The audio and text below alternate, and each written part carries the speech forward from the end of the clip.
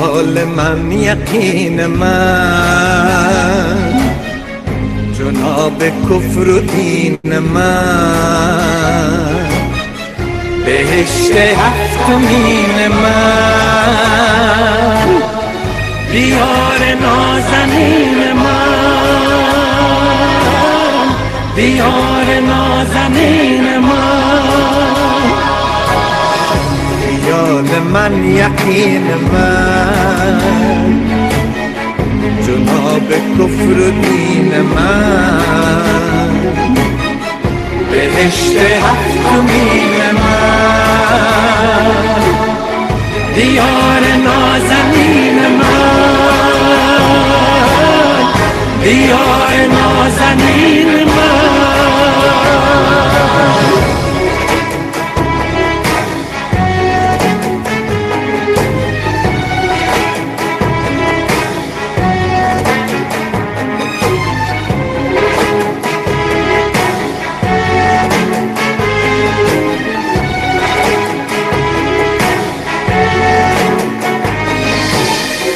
که کمر غلام شد،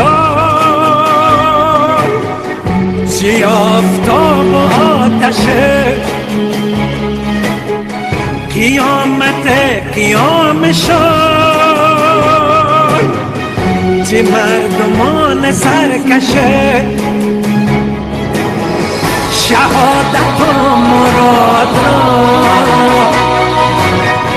و گوش سنگ خود، چه سخت میزند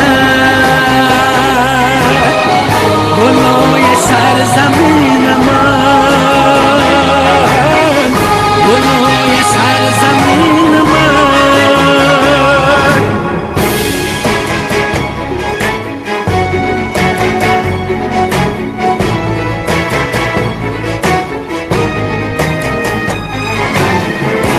خانه خانه رستمه، و خانه خانه آرشه، برای روز امتحان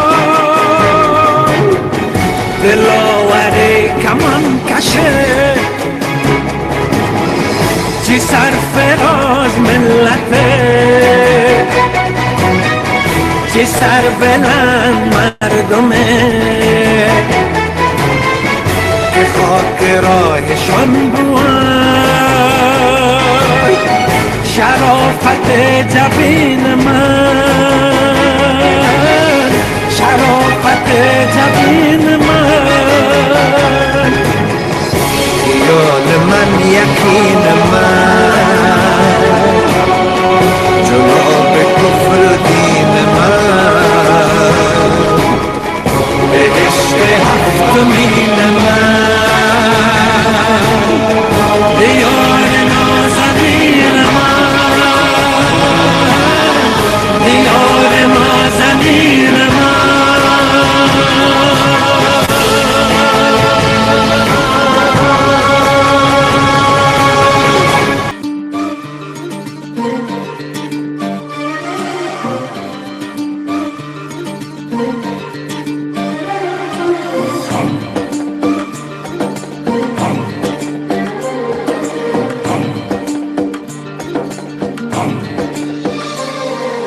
های با یک تن عطن کی می شود، های با یک تن عطن کی می شود، این وطن به ما وطن کی می شود، این وطن به ما وطن کی می شود.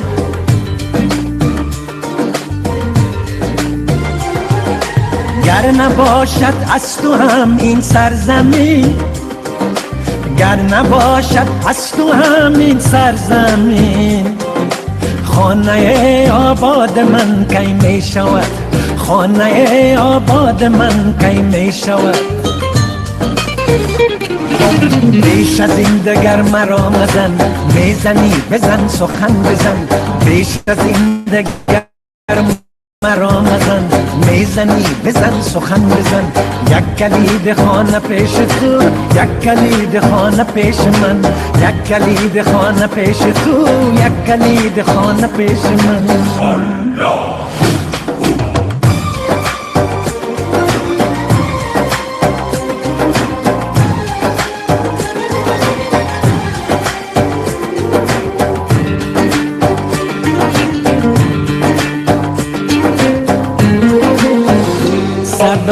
عشق میرسد برای تو، برای من صدای عشق میرسد برای تو، برای من.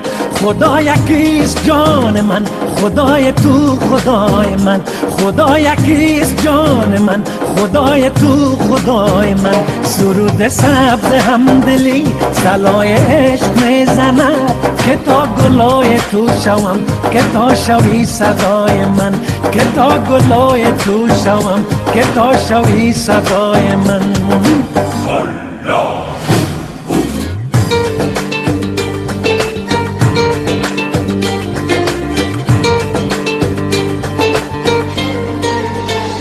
مرا به باغ میکشد ترانه ها یکی یکی، یکی برای دوستی، یکی برای زندگی، یکی برای دوستی، یکی برای زندگی. شکفته باد یاسمن، خجسته باد این وطن، ترانه های نسترن، یکی به تو یکی به من، ترانه های نسترن، یکی به تو یکی به من.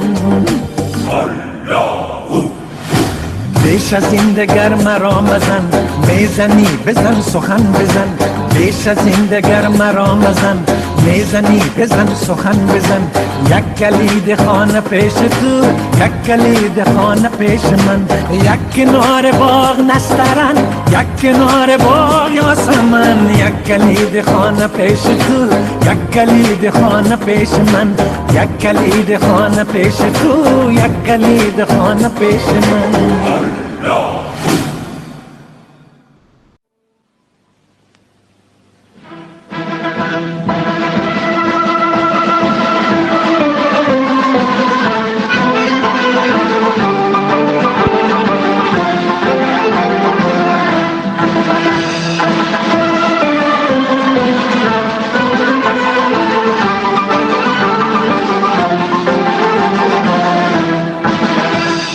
وطن عشق تو افتخارم، وطن در رهت جان نثارم. وطن عشق تو افتخارم، وطن در رهت جان نثارم. وطن خاک پاکت بهشتم، وطن گلخنت لاله زارم.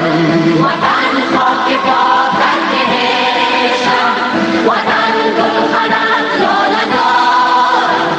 وطن عشق تو افتخارم، وطن در رهت جان نثارم.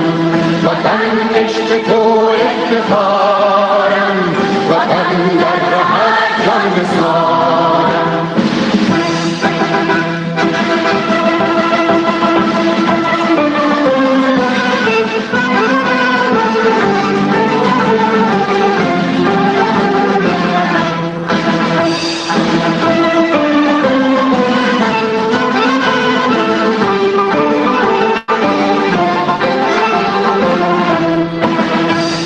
وطن عاشقم بر شکوهت، به از در بود سنگ کوهت.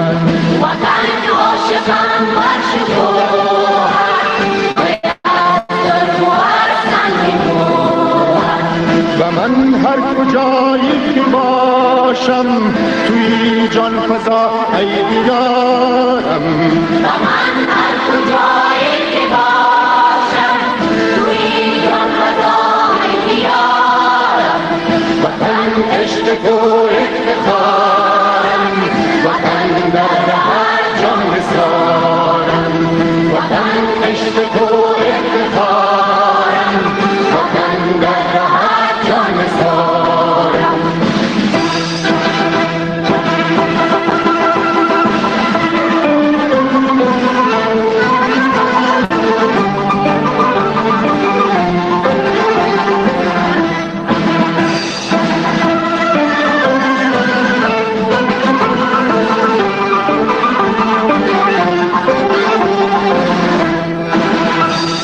وطن قلب من هستی من، بود رگ رگم پر ز خونت. وطن قلب من هستی من، بود رگ رگم پر ز خونت. تو همچو گل بشکفد دل اگر در خزان یا بهارم تو همچو گل بشکفد دل اگر در خزان یا بهارم وطن عشق تو افتخارم وطن در رهت جان نثارم وطن عشق تو افتخارم وطن در رهت جان نثارم وطن عشق تو افتخارم وطن در رهت جان نثارم.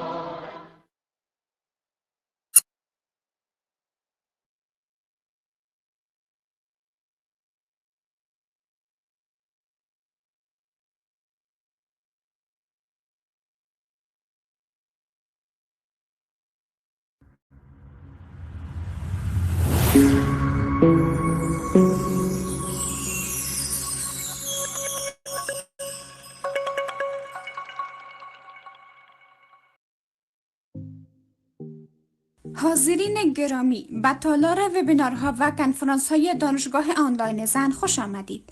تیم تکنیکی عملیات وبینارها و کنفرانس‌های تصدی نشرات آنلاین محترمانه از تمامی اشتراک کنندگان و برگزار کنندگان برنامه موارد ذیل را جهت حفظ و تنظیم امور تقاضا می‌نمایند. 1. برای مهمانان و دستاندارکاران برنامه که به صورت مستقیم در آجندا سهیم هستند، رول و یا نقش کوهاست داده شده است که دارای یک سلسله مسئولیت‌ها و صلاحیت‌هایی است که می‌خواهیم متوجه آن باشید. لطفاً در بخش‌های هاست منیجمنت که شامل روشن و خاموش نمودن مایک‌های سایر حاضرین، صلاحیت‌های کامرا و صفحه، صلاحیت‌های ریاکشن و چت باکس و حاضری و اجازه‌نامه ورود میباشد مداخله ننمایید. این بخش مربوط تیم تکنیکی دانشگاه می شود.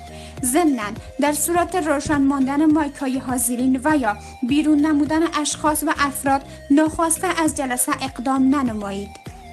در صورتی که تعداد اشتراک کنندگان به حد اعظم برسد، تیم تکنیکی برای ثبات و نظم جلسه لینک را بسته نموده و ممکن در حدود 50 ست اضافی را به شکل رزرو خالی نگه دارد. از این رو در صورت آمدن درخواست های اشتراک شما اقدام به اکسپت نکنید. از همه مهمتر این که اگر می‌خواستید جلسه را نسبت به هر مشکلی ناخواسته وقت‌تر از مدت زمان معین ترک نمایید و یا به هر دلیل که شده است، لطفاً از فشار دادن گزینه End the call for everyone که بعد از کنسل برایتان ظاهر می شود جداً خودداری نمایید. حتی ترجیح می دهیم که از گزینه کنسل به صورت کلی پرهیز کنید و مستقیما تب و یا برنامه گوگل میتتان را کلوز یا بسته کنید. دوم، از سایر حاضرین و اشتراک کنندگان در برنامه تقاضا به عمل می آوریم تا پیام های چت باکس را صرفاً غرض سوالات و مسائل مرتبط با برنامه استفاده نمایند. هرگاه معلومات غیر مرتبط توسط افراد پرسیده شد، ممکن شخص مذکور از جلسه حذف گردد. بر علاوه از همه حاضرین جدا تقاضا به عمل می آید تا از علامت بلند نمودن دست هرگز در جریان برنامه استفاده نکنند. این گزینه صرف در بخش سوالات و جوابات مورد استفاده قرار می گیرد. شما می توانید جهت ابراز نظرتان از بخش ریاکشن ها استفاده کنید و در استفاده از آن نیز منصفانه عمل نمایید. لازم به ذکر است که هرگاه در جریان برنامه ارتباطتان قطع شد و یا بیرون شدید، دوباره می توانید از طریق لینک اصلی وارد شوید. همچنان اگر با کدام مشکل تکنیکی برخوردید می توانید با مدیر صاحب مربوط که با شما لینک برنامه را شریک ساخته است در تماس شوید و اگر مشکل اساسی داشته باشید آنها تیم نشرات را در جریان خواهند گذاشت. سوم، آجندای برنامه با سایر اشتراک کنندگان از قبل در اشتراک گذاشته شده است. از این رو تغییرات در آن و یا درخواست تغییر در روند آجندا سبب مشکلات برای تیم عملیات وبینارها و کنفرانس ها خواهد شد و سایر مقامات دانشگاهی تقاضا به عمل می آید که در این زمینه با ما همکار باشند. تشکر از حضور پربارتان. خوش آمدید.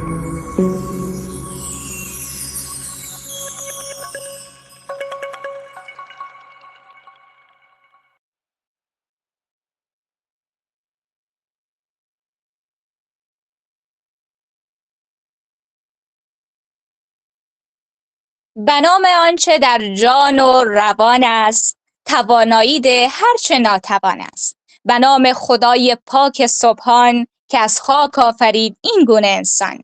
با هرچه عشق نام تو را می توان نوشت، با هرچه رود راه تو را می توان سرود.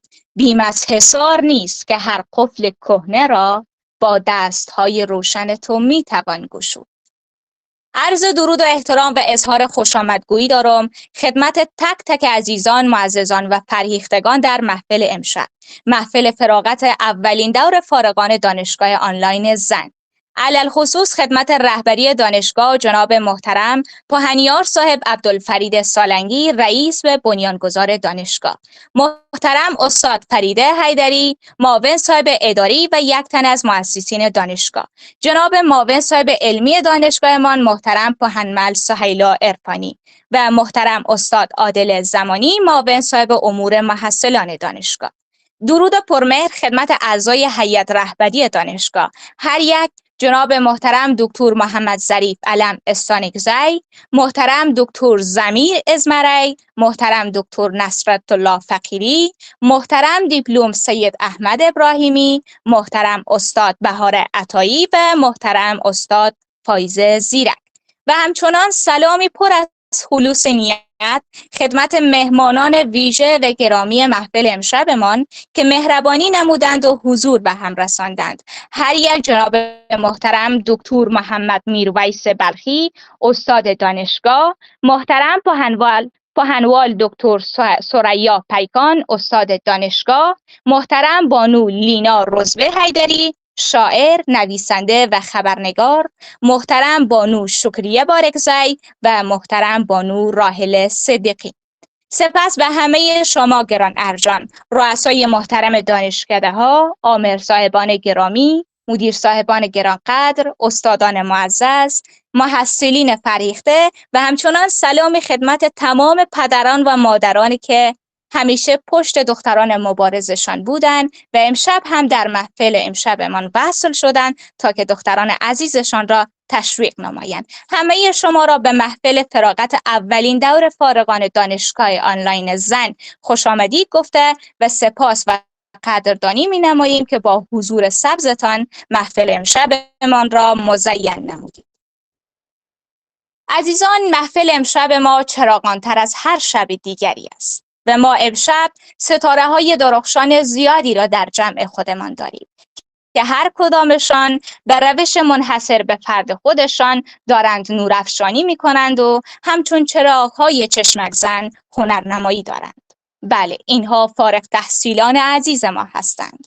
فارغ التحصیلی در هر مقطعی یکی از لذت بخشترین احساسات برای هر فردی است و برای همه کسانی که سالهای متمادی درس می‌خوانند و تلاش می‌کنند، فارغ التحصیلی یک مرحله مهم و ارزشمند به حساب می‌آید که دوست دارند این روز را به بهترین نحو ممکن جشن بگیرند و چه بهتر از زمان امشب ما و چه بهتر از اشخاصی که امشب همراهشان حضور داریم.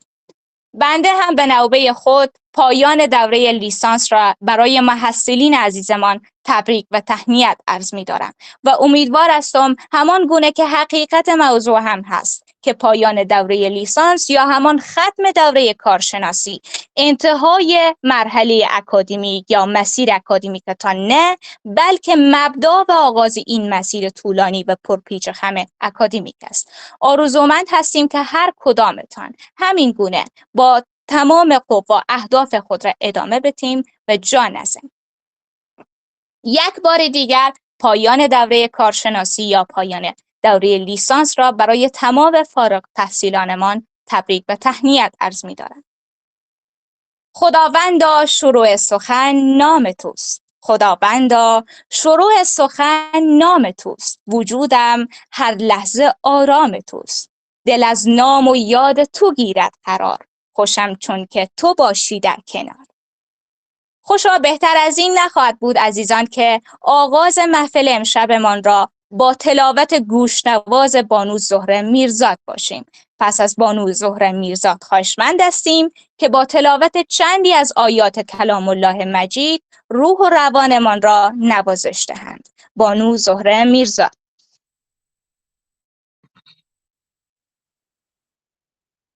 أعوذ بالله من الشيطان الرجيم.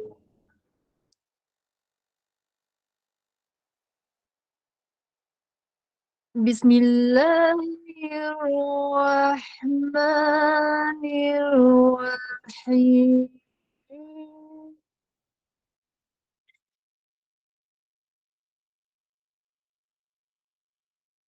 إذا صرح والفتح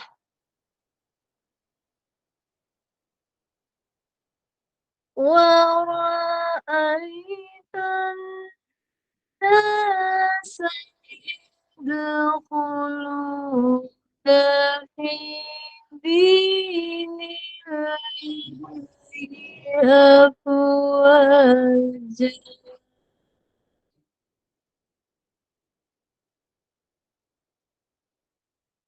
فسبح بحمد ربك واستغفره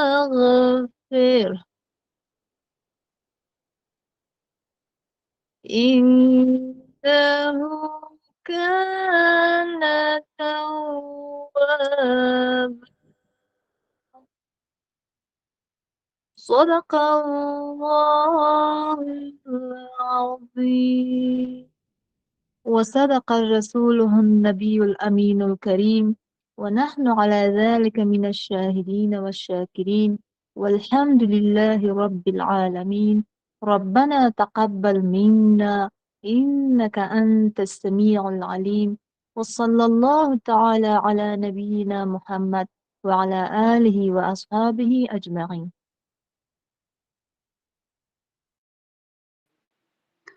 نحمده ونصلي على رسوله الكريم أما بعد فأعوذ بالله من الشيطان الرجيم بسم الله الرحمن الرحيم. قال الله تبارك وتعالى في القرآن المجيد وإذا سألك عبادي عني فإني قريب أجيب دعوة الداع إذا دعاني فليستجيبوا لي وليؤمنوا بي لعلهم يرشدون. د وینا پیل د هغه خدای په نامه چې په نیکو خلکو مهربان دی. د هغه خالق په نوم چې په معجزو او آیتونو یې روح او زړه پاکوي. د قرآن کریم د آیتونو په رڼا کې روح روښانه او ځلانده کوي. د قرآن کریم د نازل شوي کلام مینوالو ته سلامونه او احترامات وړاندې کوم. سلام او درود د قرآن کریم پر حافظانو او پیروانو. له اغلې زهره میرزا له ښکلي تلاوت چې زموږ نننی پروګرام یې پیل او لا رنګین کړې یوه نړۍ مننه.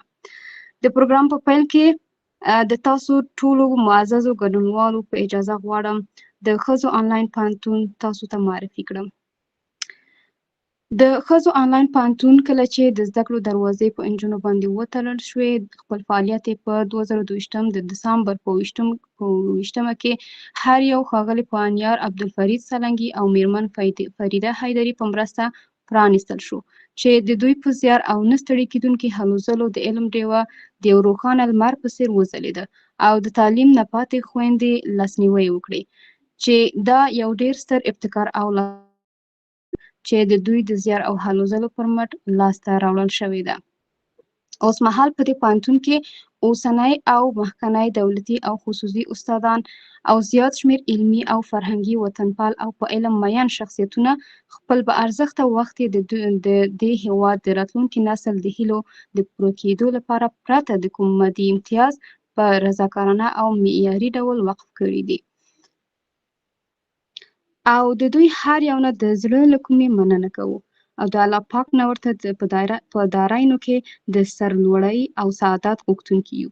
اوس مهال د ښځو په آنلاین پوهنتون کې په 14 بېلابېلو پوهنځیو کې لکه معالجوي طب، ستوماتولوژي، فارمسي، قابلګي، حقوق، اقتصاد، انجینري، کمپیوټر ساینس، ژورنالیزم، شریعت، ښوونه او روزنه، ارواپوهنه، کرنې او مالدارۍ او د ژبې او ادبیاتو پوهنځیو کې شاوخوا 14,000 محصلینې په زده کړې باندې بوختې دي. په دې پوهنتون کې د تدریس ترڅنګ محصلینو ته د ظرفیت د لوړوالي لپاره لنډمهاله پروګرامونه او ویبینارونه وړاندې کیږي چې نننی پروګرام هم د همدې زیار او نه ستړي کېدونکي زحمت نتیجه ده.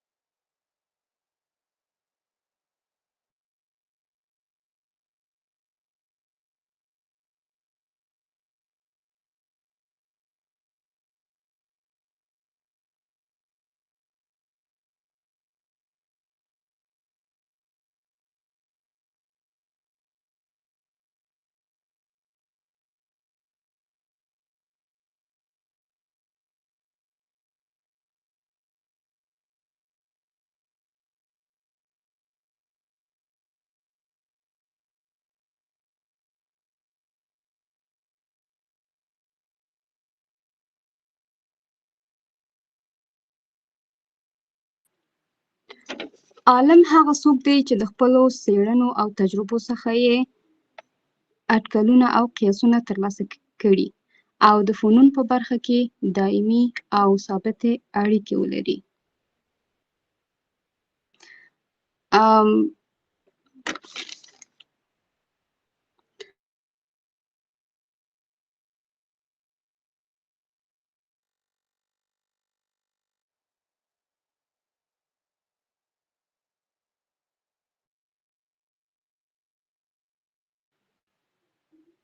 د پروګرام په دې برخه کې له تخنیکي ټیم څخه د احترام په لوړ کمال غوښتنه کوم ترڅو د پوهنتون د طرز العمل په اړه چمتو شوې ویډیو ګډونوالو ته خپره کړي او وروسته له ویډیو له محترم ډاکټر صاحب محمد ظریف علم ستانکزی د احترام په لوړ کمال غوښتنه کوم ترڅو د طرز العمل په اړه نور معلومات وړاندې کړي.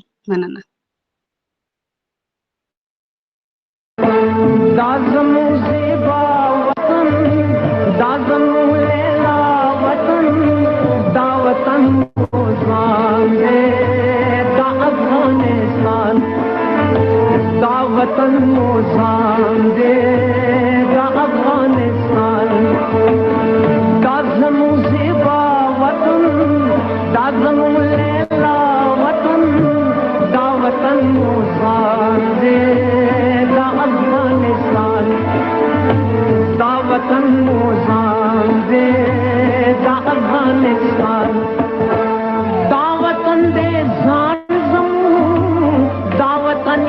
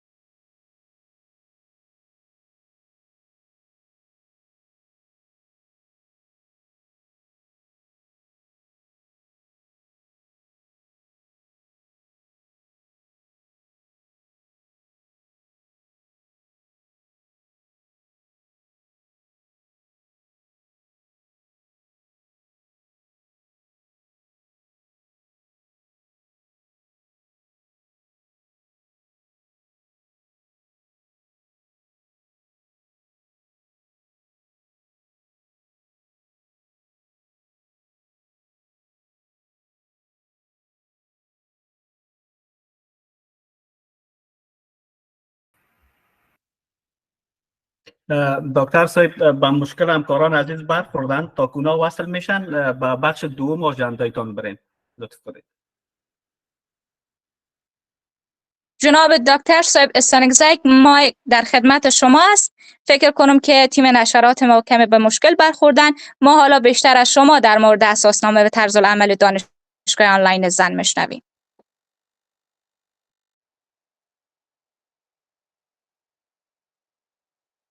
جناب دکتر صاحب صدای مرا دارین؟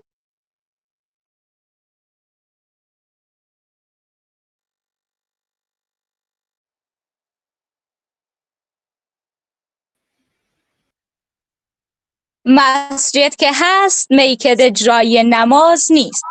مسجد که هست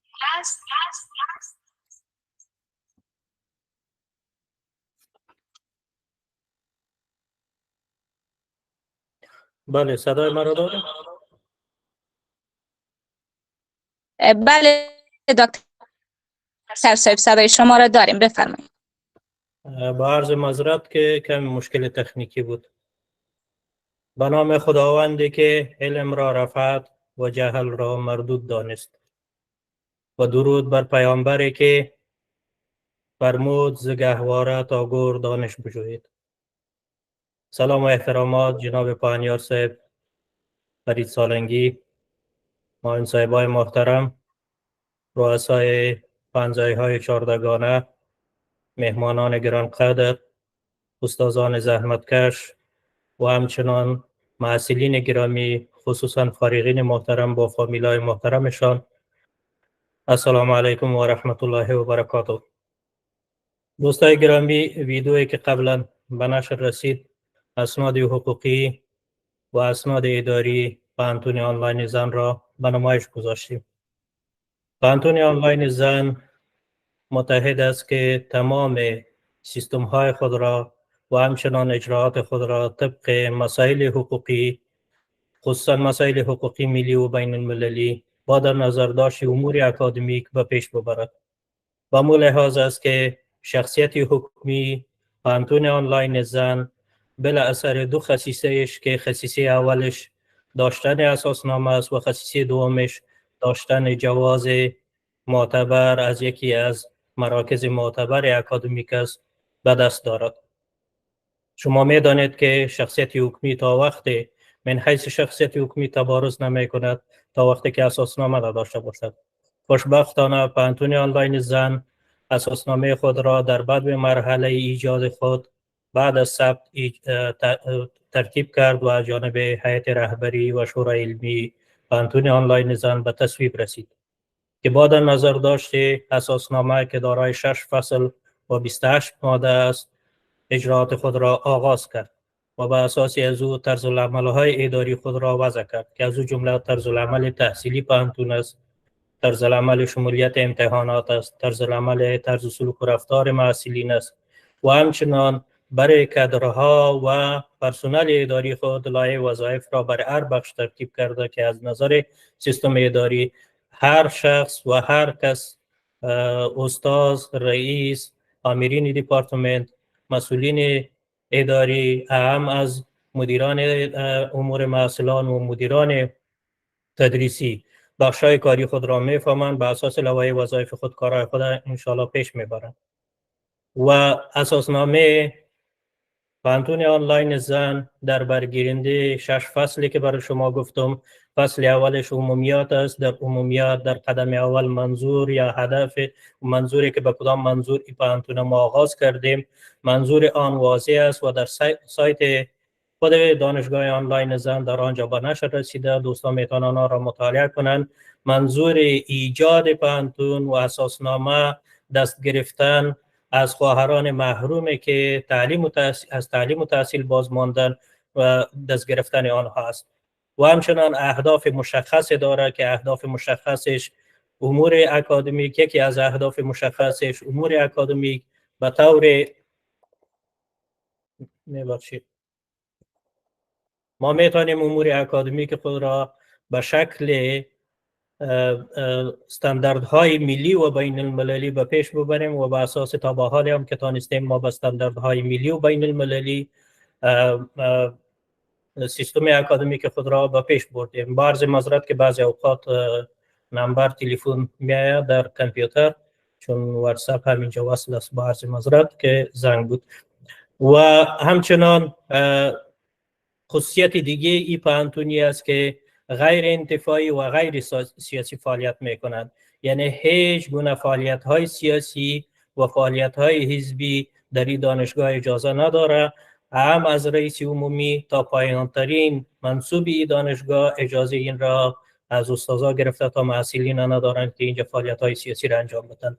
ما صرف در خدمت خواهران افغانی که محروم از تحصیل هستند، هزار قشر رو از هر بخش افغانستان که باشند ما در خدمت آنها هستیم و اساسنامه ما مبین این حقیقت است. در قدم اخیر صحبت‌های خدا بسیار دراز نمی‌سازم. معرفی اسناد حقوقی ما در سایت خود دانشگاه وجود دارد. دوستان به اونجا مراجعه کرده میتونن. خصوصا طرزالعمل تحصیلی را میخوایم به معرفی بگیرم. در طرزالعمل تحصیلی ما تماما اصول اداری کاری خود را در آنجا مبین و مشخص ساختیم و همچنان طرزالعمل امتحانات و طرزالعمل امتحانات و شمولیت پانتون آنلاین زن که چگونه ما محصلین میتونیم شامل پانتون بسازیم در اونجا واضح و مشخص بیان شده. هر محصل گرامی، هر دختر افغان میتونه از سایت او را مطالعه کنه و طبق شرایط آن میتونه شامل دانشگاه و پانتون در پنجه‌های چهاردگانه ما شود که ما از 95% نمرات 3 ساله فارغ التحصیلای صنف 12 مکاتب افغانستان و یا از هر مکتب دیگه کشورهای دیگه که باشه نمرات 3 سالشان از 95% که در بالاترین و تاپترین پنجه‌های خود که طب است و طب معالجوی است تا بالاخره تا 65% نمرات معرفی کردیم که نمرات 3 ساله محصلین گرامی ما باشه. در یکی از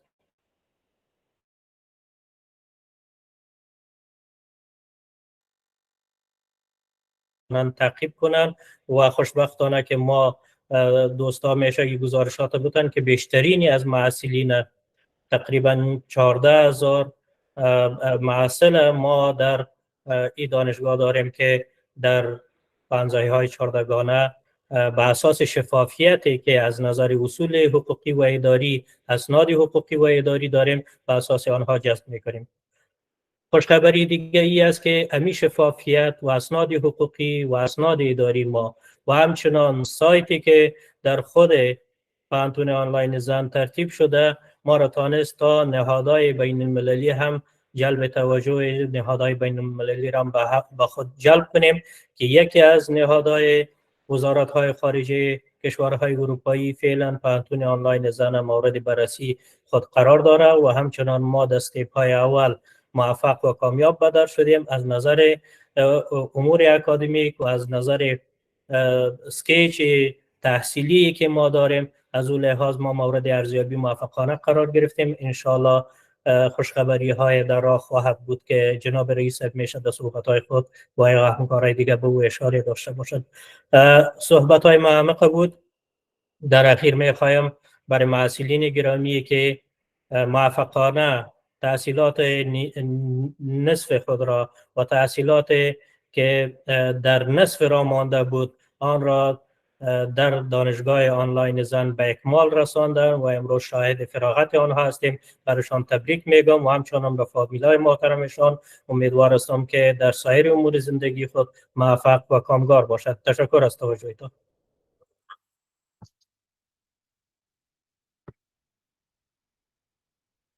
سپاس فراوان از جناب محترم دکتر محمد ظریف علم استانکزی بابت معرفی هرچه بیشتر اساسنامه و طرزالعمل دانشگاه آنلاین زن. سپاس فراوان جناب دکتر صاحب. پند از زبان عالم اهل عمل خوش است. پند از زبان عالم اهل عمل خوش است. اظهار فضل این همه فاضل نیاز نیست. در این بره از زمان از جناب محترم استاد عادل زمانی معاون صاحب امور محصلان و رئیس کمیته فارغان دانشگاه آنلاین زن درخواست می‌نماییم که صحبت‌های افتتاحیه‌شان در مورد محفل امشب را ایراد نمایند. جناب معاون صاحب بفرمایید، مایک در اختیار شما، صحبت‌های شما را می‌داشته باشیم. تشکر از شما. به نام آنکه تن را نور جان داد، خرد را سوی دانایی عنان داد. به محضر ریاست محترم دانشگاه آنلاین زن، هیئت محترم رهبری، هیئت محترم اداری، همه مهمانان عزیز و ویژه گرانقدر ما، جمله اساتید فداکار متعهد و عزیز ما، محصلین عزیز، خصوصاً فارغ التحصیلان ما و فامیل‌های محترم ها و همه عزیزانی که امروز در جریان اولین محفل فراغت دانشگاه آنلاین زن با ما همراه هستند. سلام و عرض خیر مقدم من خدمت شما تقدیم هست. خوش آمدید به اولین محفل فراغت محصلین به مقطع دانشگاه آنلاین زن. چنانکه اطلاع دارید امروز یکی از بزرگترین و خاصترین اتفاقات در طول 2 سال گذشته در حوزه تحصیل دکتران در افغانستان در حال رخ دادن هست و ما امروز قرار هست که این اتفاق خاص را که فارغ التحصیلی تعدادی از محصلین ما هست جشن بگیریم. از این جهت بزرگترین و خاصترین رویداد در طی 2 سال اخیر هست، چنانکه اطلاع داریم در داخل افغانستان عملاً تحصیل دختران ممنوع هست و تعداد کثیری از دختران ما از درس به دور ماندن. اما با تلاش و همت دانشگاه آنلاین زن و به طور خاص و ویژه اساتید عزیز ما امروز شاهد فارغ التحصیلی جمع کثیری از همین دختران از دانشگاه آنلاین زن است. شاید برای بعضی از عزیزان سوال پیش بیاید که چطور ممکن هست نهادی که 2 سال یا نزدیک به 2 سال از تأسیس اون میگذره امروز بتونه فارغ التحصیل داشته باشه. و به نظر من لازم هست که در این قسمت می روشنی بگذارم و توضیحی داشته باشم که محصلین عزیزی که امروز با ما فارغ میشم در واقع محصلینی هستند که در دانشگاه‌های حضوری افغانستان قبل از تغییر نظام مشغول به تحصیل بودن و بعد از رویدادی که در افغانستان اتفاق افتاد، تغییرات و محرومیت‌هایی که ایجاد شد، عملاً درب علم و آگاهی به روی اینا بسته شد. قطعاً شما می‌دونیم اگر کسی در یک باغ کار بکنه، زحمت بکشه، بهترین زمان برای دستاورد به دست آوردن او زمان چیدن و زمان برداشت میوه او باغ هست. اما دقیقاً محصلینی که به ما پیوستن کسانی بودند که وقتی به لحظه چیدن میوه های باغ خود رسیده بودند از باغ بیرون شدن و در به باغ به روی اینا بسته شد. در چنین وضعیتی دانشگاه آنلاین زن به مثابه یک نور در تاریکی و یک خورشید در زمستان شروع به تابیدن و طلوع کردن کرد و کمک کرد به محصلین ما که در اکمال تحصیلات خود موفق بشن. امروز دانشگاه آنلاین زن مفتخر هست که به تعداد 60 محصل، 60 دختر باسواد، 60 زن آگاه آینده از 6 دانشکده طب معالجوی، فارمسی، روانشناسی، اقتصاد، ژورنالیسم و حقوق و علوم سیاسی تقدیم به اجتماع و جامعه علمی افغانستان. محصلینی که به گواه و شهادت خود آنها کیفیت تحصیل آنها در سمسترهای باقی مانده آنها در دانشگاه آنلاین زن اگر از کیفیت تحصیل آنها در دانشگاه‌های حضوری بالاتر نبوده، پایین‌تر هم نبود. و قطعاً که چنین موفقیتی و قطعاً که چنین دستاوردی به دست نمی آمد مگر با زحمت و با تلاش و با همراهی مدافعان حقیقی حقوق زنان و دختران افغانستان.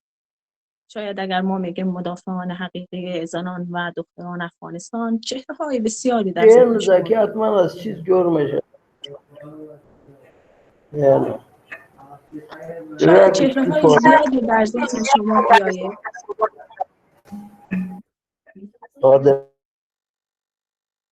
شاید چهره‌های زیادی در ذهن شما بیایه و به افراد زیادی فکر بکنید. اما واقعیتی است که مدافعان حقیقی زنان و دختران افغانستان جمله اساتیدی بودند که امروز با ما و همراه ما حضور داشتند و باعث شدند که این دختران به این سرانجام رسند.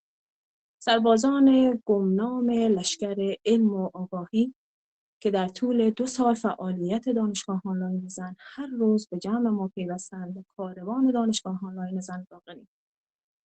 بنابراین از تمام اساتید عزیزی که در این پروسه با ما همراه بودند و هستند و در فارغ کردن 60 دختر با ما همراهی کردند و در کنار ما بودند. تشکر و امتنان قلبی. صحبت بعدی من خطاب به محصلینی هست که امروز قرار هست با ما فارغ التحصیل بشن. محصلین عزیزی که در داخل خود افغانستان هستند، بیرون از افغانستان هستند، در ولایات مختلفی حضور دارند، همونطور که گفتم در رشته‌های مختلفی مشغول به فارغ شدن است.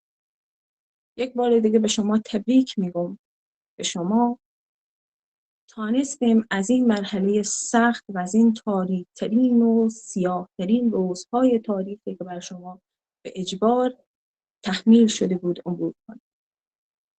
اما امیدوار هستم که ما و اساتید شما آنقدر شما قوی در طول این 2 سال تربیت کرده باشیم که توانایی تحمل سنگینی مسئولیتی که امروز به وسیله ردای فارغ التحصیلی ابن سینای بلخی بر شانه‌های شما گذاشته میشه داشته باشید. امروز شما یک فارغ التحصیل عادی نیستید. یک دختر در آمریکا، در اروپا، در ایران یا پاکستان نیستیم که درس خود به آسانی تمام کرده باشیم و حالا وارد بازار کار بشیم و به بقیه قسمت‌های زندگی خود برسیم. شما یک دختر افغان هستین که آسان‌ترین چیزها برای شما به سخت‌ترین روش به دست میاد. پس مسئولیت شما هم نسبت به دیگران بسیار بسیار گران‌تر و سنگین‌تر است. حاشا بر شما اگر بعد از این فارغ التحصیلی یکی از شما هم در گوشه خانه بنشید. اگر هیچ راهی برای شما باقی نمانده راهی بسازید. حتی اگر در حد نوشتن یک کتاب باشد. حتی اگر در حدی باشد که روز 1 ساعت کار رضاکارانه در یک کودکستان انجام بدیم و 4 طفل آینده افغانستان، 4 نسل آینده افغانستان آموزش و تعلیم. او زمان هست که ما میفهمیم کاری که انجام دادیم بی نتیجه نیست. یا راهی پیدا کنیم و یا راهی بسازیم. و این تنها خواسته هست که همه ما، همه کسانی که 2 سال مکرر روز و شب 24 ساعت روز تلاش کردن تا شما بتونیم به این مرحله برسیم از شما. پس این دین برگردن خود احساس کنیم که اجازه ندیم زنجیره آگاهی و دانش در افغانستان شکسته بشه. و خطاب قرار میدم پدران و مادران عزیز محصلین فارغ التحصیل. طی چند روز آینده به اداره دانشگاه چندین و چند ویدیوی مختلف از پدران و مادرانی رسیده که با شوق و ذوق در کنار فرزندان خود ایستادند و مراسم فارغ التحصیلی آنها جشن. فراموش نمی‌کنیم که شما نسلی هستید که آرزوهای شما از شما دزدیده شده و آرمان‌های شما در خاک دفن شده است.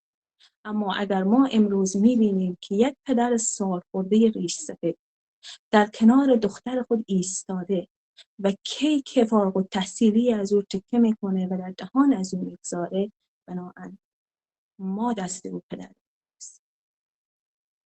از شما ممنون هستیم که در سخت‌ترین و تاریک‌ترین روزهای حیات دختران خود در کنار آنها ایستاد و اجازه ندادیم که دختران شما شکسته باور.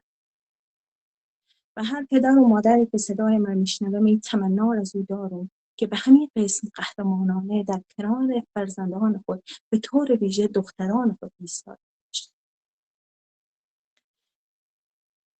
من از همگی بسیار ممنون هستم که در این پرسه با ما هم هستم. آرزو میکنم که آنقدر فرصت به ما داده بشه که شاهد فارغ التحصیلی 14,000 محصل برحال دانشگاه آنلاین باشن و دختران بیشمار ما در سراسر افغانستان باشیم. اما هنوز آغاز کار هست. ما شروع کردیم یا با همون شعار معروف ما میرویم روان هستیم و میرسیم.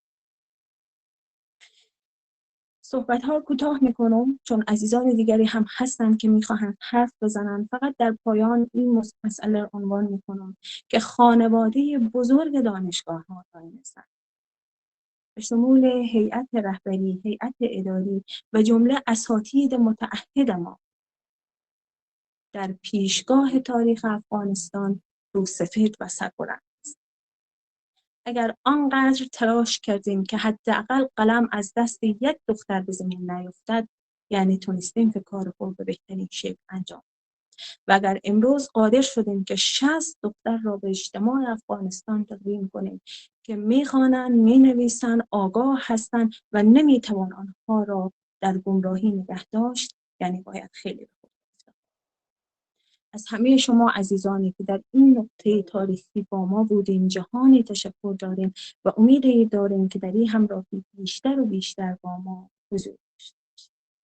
پاینده تا ابد افغانستان زیبای ما، سرزمین پاک پدری ما و فروزان تا ابد چراغ علم و دانش بر کوی و بر زن افغانستان و بر هر خانه افغانستان. امیدوار هستم که ما تا زمانی که حداقل زنده هستیم ببینیم که دختران ما چنان که امروز مدال‌های المپیک کسب می‌کنند به بالاترین نقاط جهان برسند. و این میراث ارزشمندی هست که حتی سالهای بعد در تاریخ از ما برجا. سپاس از شما.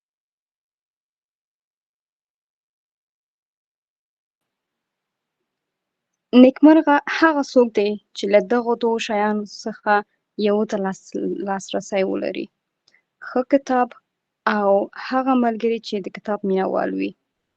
له اغلې استاد عادله زماني د ښو او ارزښتمنو ویناو څخه یو نړۍ مننه.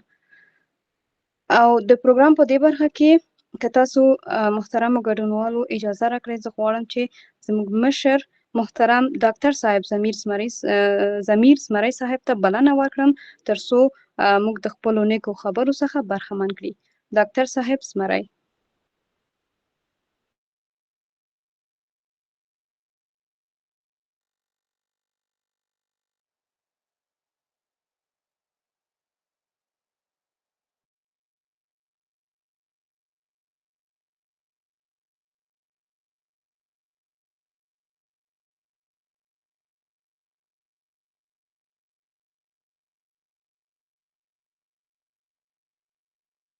گر نداری دانش ترکیب رنگ، بین گلها زشت یا زیبا مکن.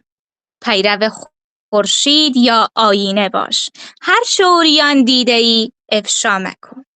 ای که از لرزیدن دل آگهی، هیچ کس را هیچ جا رسوا مکن. ضرب دست طفل دادن ابلهی است، اشک خود را نذر غم دنیا مکن. ضرب دست طفل دادن ابلهی است، اشک خود را نذر غم دنیا مکن. اکنون و در این لحظات از برنامه، از آنجایی که جناب محترم دکتر ضمیر فکر کنم براشان مشکل اینترنتی پیش آمده باشد، از تیم محترم نشراتمان خواهشمند هستیم که پیام محصلین گرامیمان را به نشر بسپارند.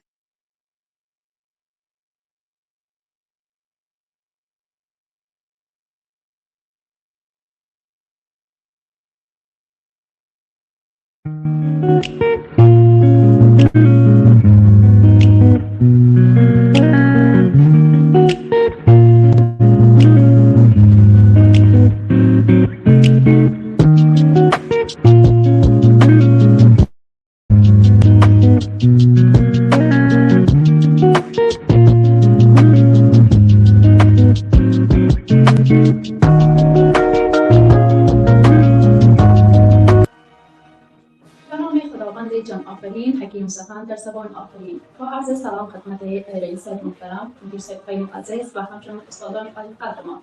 امید که لباس عافیت در تن داشته باشید. یکم از سالیقه اصلی با آن ضیفه در دانشگاه آنلاین زن من توانستم سمستر توسعه خود را در این دانشگاه به اتمام برسانم.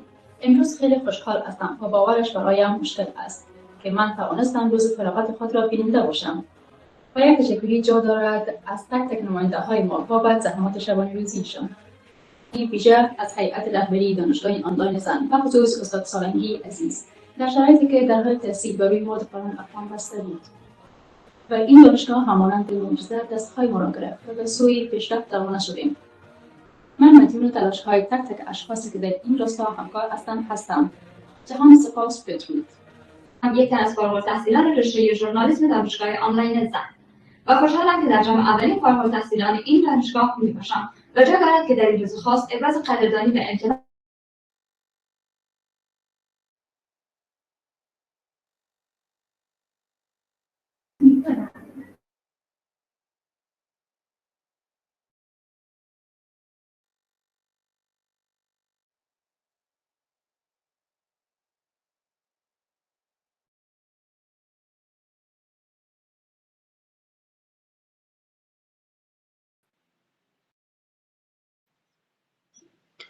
تعلیم د هر فرد د بشپړ پوتنسیال د خلاصون کلي ده.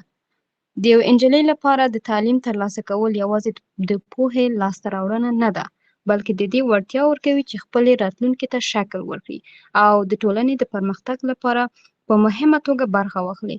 تعلیم شوې نجلۍ د مشرانو، نوښتګرو او بدلون راوړونکو په توګه بدلیږي او د خپلې ټولنې او نورو سره پرمختګ کې مرسته وکړي. له تخنیکي ټیم څخه یوه نړۍ مننه او اوس هم له محترم ډاکټر صاحب میرویس بلخي ته بلنه ورکوم چې یو څو دقیقې ګډونوالو ته وقف کړي او خپل ویناوې بیان کړي. ډاکټر صاحب میرویس بلخي.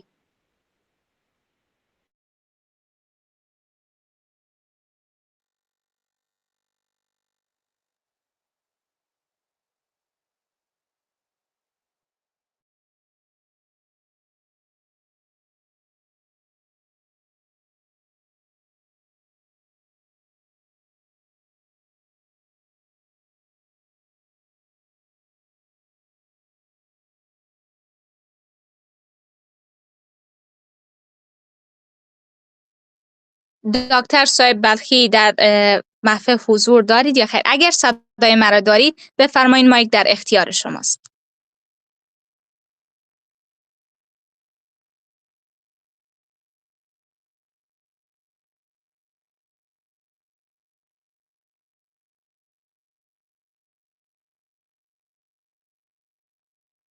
هر پایانی آغاز جدید است. آنچه که زمین از مریخ پرسید و مریخ از نپتون و نپتون از اورانوس و اورانوس هم از خورشید، که چرا هر چیزی در این دنیا می‌میرد. خورشید هم جواب می‌دهد که من چیز زیادی نمی‌دانم، اما آنچه که می‌دانم این است که روزی که در این جهان یک ستاره از بین رفت، زمین، نپتون، من و تمام این جهان به وجود آمد. شک نداشته باشیم که از دل تمام این تاریکی‌ها چراغ‌های روشن‌تر از هر روشنایی برون خواهد آمد. در این لحظات از برنامه از جناب محترم پهنول سهیلا عرفانی، معاون صاحب علمی دانشگاهمان، خواهشمند هستیم که ایراد سخن نمایند و همچنان قبل آن از تیم تصدی نشرات درخواست این را داریم که ویدیوی تقدیر از مهمانان ویژه‌مان را به دست نشر بسپارد. در پساپی همان ویدیو از جناب محترم معاون صاحب علمی دانشگاه خواهشمند هستیم که ایراد سخن نمایند.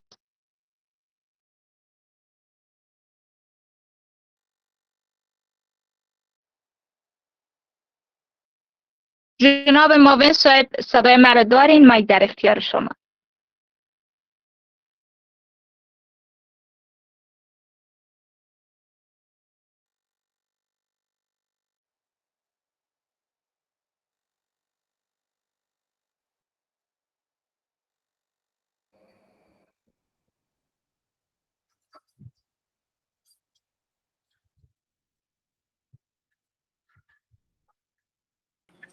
بله.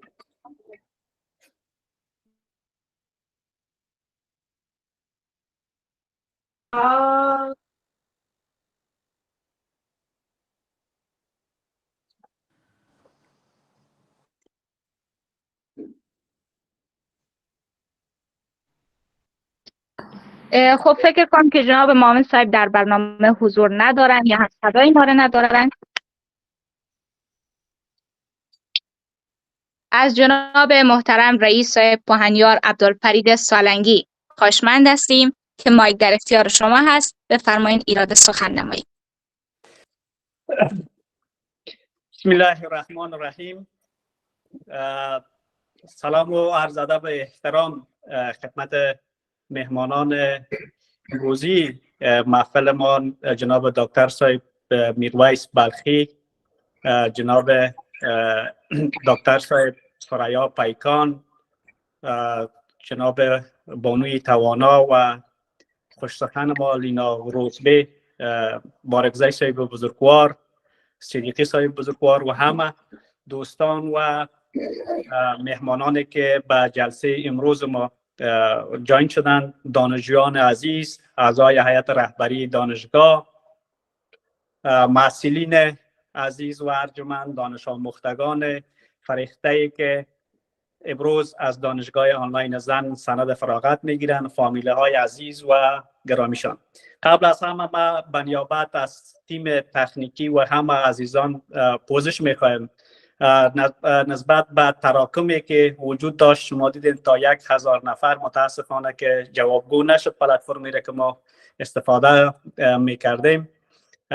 به خاطر سکتگی که در برنامه با وجود آمد ما از همه معذرت میخوایم. من خودم هم از کامپیوتر دیگه نتونستم آن شوم، از گوشی تلفن استفاده کردم. ما امیدوار هستیم که تا آخرین برنامه ما را با خود داشته باشیم.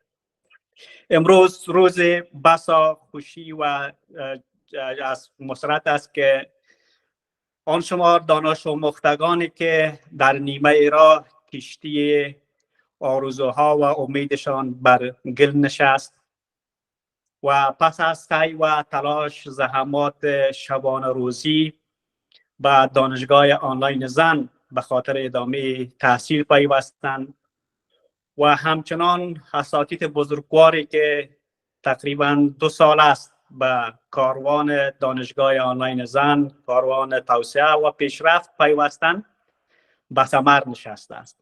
ما این موفقیت بزرگ و این دستاورد بزرگ اولا به دانش آموختگان ارجمند و عزیزی که امروز کسب سند تحصیلی میکنند و از طریق ایشان به فامیل های عزیز و معززی که در کنار دختران نازشان مردانه و مستحکم استاد شدند و همین گونه به تمام جامعه علمی افغانستان و خصوصا زنان قهرمان و زنان با همت افغانستان تبریک و تهنیت عرض می‌کنم. در حقیقت من به عنوان عضو کوچک از این نهاد علمی بسیار زیاد خوشحال هستم و صمیم قلب برای هر یکتان آرزوی موفقیت کرده و همه‌تان دعوت میکنم که به مرحله بعدی از تحصیل هم شما بپیوندید. شما با شهامت، سخت‌کوشی، تلاش و پشت کار نشان دادید که ناممکن‌های وجود ندارد و شما با همت والایی که به خرج دادید از یک طرف موانع‌های جغرافیایی را و از طرف دیگر فرهنگ‌های ناپسندی که زنان افغانستان را منسوب و منوط به 4 دیواری‌های خانه می‌کنند اونا را زدودید و از طرف دیگر به دنیا نشان دادید که همین گونه که ذکیه‌ها در میدان ورزش قهرمانی می‌آفرند، همین گونه سادات‌ها، همین گونه مرسل‌هایی هستند که از گوشه گوشه افغانستان تلاش برای ادامه تحصیل میکنند و همین گونه هم نسل‌های دیگری هستند که در هر عرصه به خاطر تحقق حقوقشان کار و پیکار میکنند. در جهان امروز که توسعه و پیشرفت به اساس علم و دانش است، شماها کسایی هستند که برای شخصیت خودتان این اهمیت قائل شوید و با استفاده از فرصت‌های محدود و ناچیزی که در اختیارتان هست به دانشگاه آنلاین زن بپیوندید و به دنیا نشان بدهید که دختران افغانستان حذف ناشدنی هستند. دختران افغانستان دخترانی هستند که با استفاده از هر وسیله به کاروان توسعه و پیشرفت می‌پیوندند. دختران افغانستان دخترانی هستند که در روشنایی شمع می نشینند و درس می خوانند. دختران افغانستان دخترانی هستند که با بلندی های ولایت دایکندی و تپه ها می روند تا که بتوانند از نعمت سواد برخوردار شوند. عزیزانم، فارغ التحصیلی شما امروز از یک طرف اتفاق خیلی زیاد مهمی در جامعه علمی افغانستان در بهبوبی که موانع‌های فراوان سر راه تحصیل شما وجود دارد هست و از طرف دیگر شما با این فراغتتان یک بار دیگر نشان دادید که جامعه علمی افغانستان هیچ وقت متوقف نمی شود. باید داشته باشید که کسب سند لیسانس و یا هم کارشناسی پایان کار نیست. تازه کارتان آغاز شده است و شما با استفاده از این سند میتونید که به مرحله دیگه زندگیتان هم و به مرحله دیگه تحصیلتان هم ادامه بدین و با استفاده از این فرصت و او را به عنوان یک سکوی پرتاب به مراحل بعدی زندگیتان هم انتخاب کنید. امروز دانشگاه آنلاین زن با بدون هیچ امکانات مادی، با همت 500 استاد که شبانه روز بدون هیچ چشم داشته در خدمت شما هستند این فرصت مهیا ساخته است. مطمئن باشین که روزهای تاریک میگذره و انشالله روشنایی های وجود داره و برای شما مژده میتونم قریب که شاهد خبرهای خیلی خوبه هم انشالله که از دریچه دانشگاه آنلاین زن باشه. نمیخوایم بیشتر صحبت کنم چون مهمانای خیلی خوبی را امروز از اشخاص علمی و کادری افغانستان دعوت کردیم که برای شما ایراد سخن کنن. فقط در ویدیویی که در یک قسمتش ما دیدم بعدش متاسفانه بنا به مشکلات تکنیکی که وجود داشت از برنامه بیرون شدم که نام از ما برده شد و تشکری شد. سالنگی یک بخش کوچک دانشگاه آنلاین زن است. این دانشگاه بر همت دختران توانمند و کسانی که در رأس هیئت رهبری دانشگاه، زنان توانمندی که در رأس هیئت رهبری از دانشگاه هستند استوار است. ما مردها، من و مردهایی که اینجا با عنوان استاد و همکار شما هستیم، ما اینجا آمدیم که تا او ممانعت هایی را که همجنس های ما متاسفانه در طول تاریخ فراروی شما کردن او را بتانیم جبران کنیم و معذرت خواهی کنیم از شما. به خاطر از اینکه جامعه مردسالار و جامعه که همیشه همه چیز در خدمت مردها است و این مردها بودن که برای زنها تکلیف تعیین کردن، ما آمدیم که از شما معذرت خواهی کنیم و او مشکلات ممانعت هایی که سر رایتان وجود داره او را ما به نحوی بتانیم جبران کنیم. من میدانم نسل من و نسل ما قبل من یک زندگانی از شما قرضدار هسته. وقتی که من زندگی میگم منظورم از زندگی تنها نفس کشیدن نیست. وقتی که من زندگی میگم یا زندگانی میگم منظورم از آزادی هایی است که بر اساس تمام قوانین اسلامی، بشری، شرعی برای شما خداوند او را ارزانی داشته و شما هم مانند یک مرد میتونین که از او برخوردار باشید. ما اینجا آمدیم که ندامتکاری های همجنس های خود ما را بتانیم جبران کنیم. کار فوق العاده را به شما انجام ندادیم و از میجا به نمایندگی تمام مردای افغانستان سر تعظیم به شهامت هر یک شما میگذارم که با چی رنج و زحمت و تلاش و کار پیکار به تاثیرتان شما ادامه دارید و ما در خدمت شما هستیم. قانون علمی دانشگاه آنلاین زن در خدمت شما هستند. این فراغتتان یک بار دیگر به شما و از طریق شما به تمام فامیل ها و برادرها و خانواده هایی که مردانوار در کنار شما ایستاد شدن و از تاثیر شما حمایت کردن تبریک و تهنیت عرض میکنم. باز یک بار دیگر به خاطر مشکلاتی که پیش آمد ما پوزش میخوایم. ان شاءالله در برنامه هستم، امیدوار هستم که حضور داشته باشم و از صحبت های همه تان مستفید شم. بسیار زیاد تشکر، ممنون، سپاسگزار.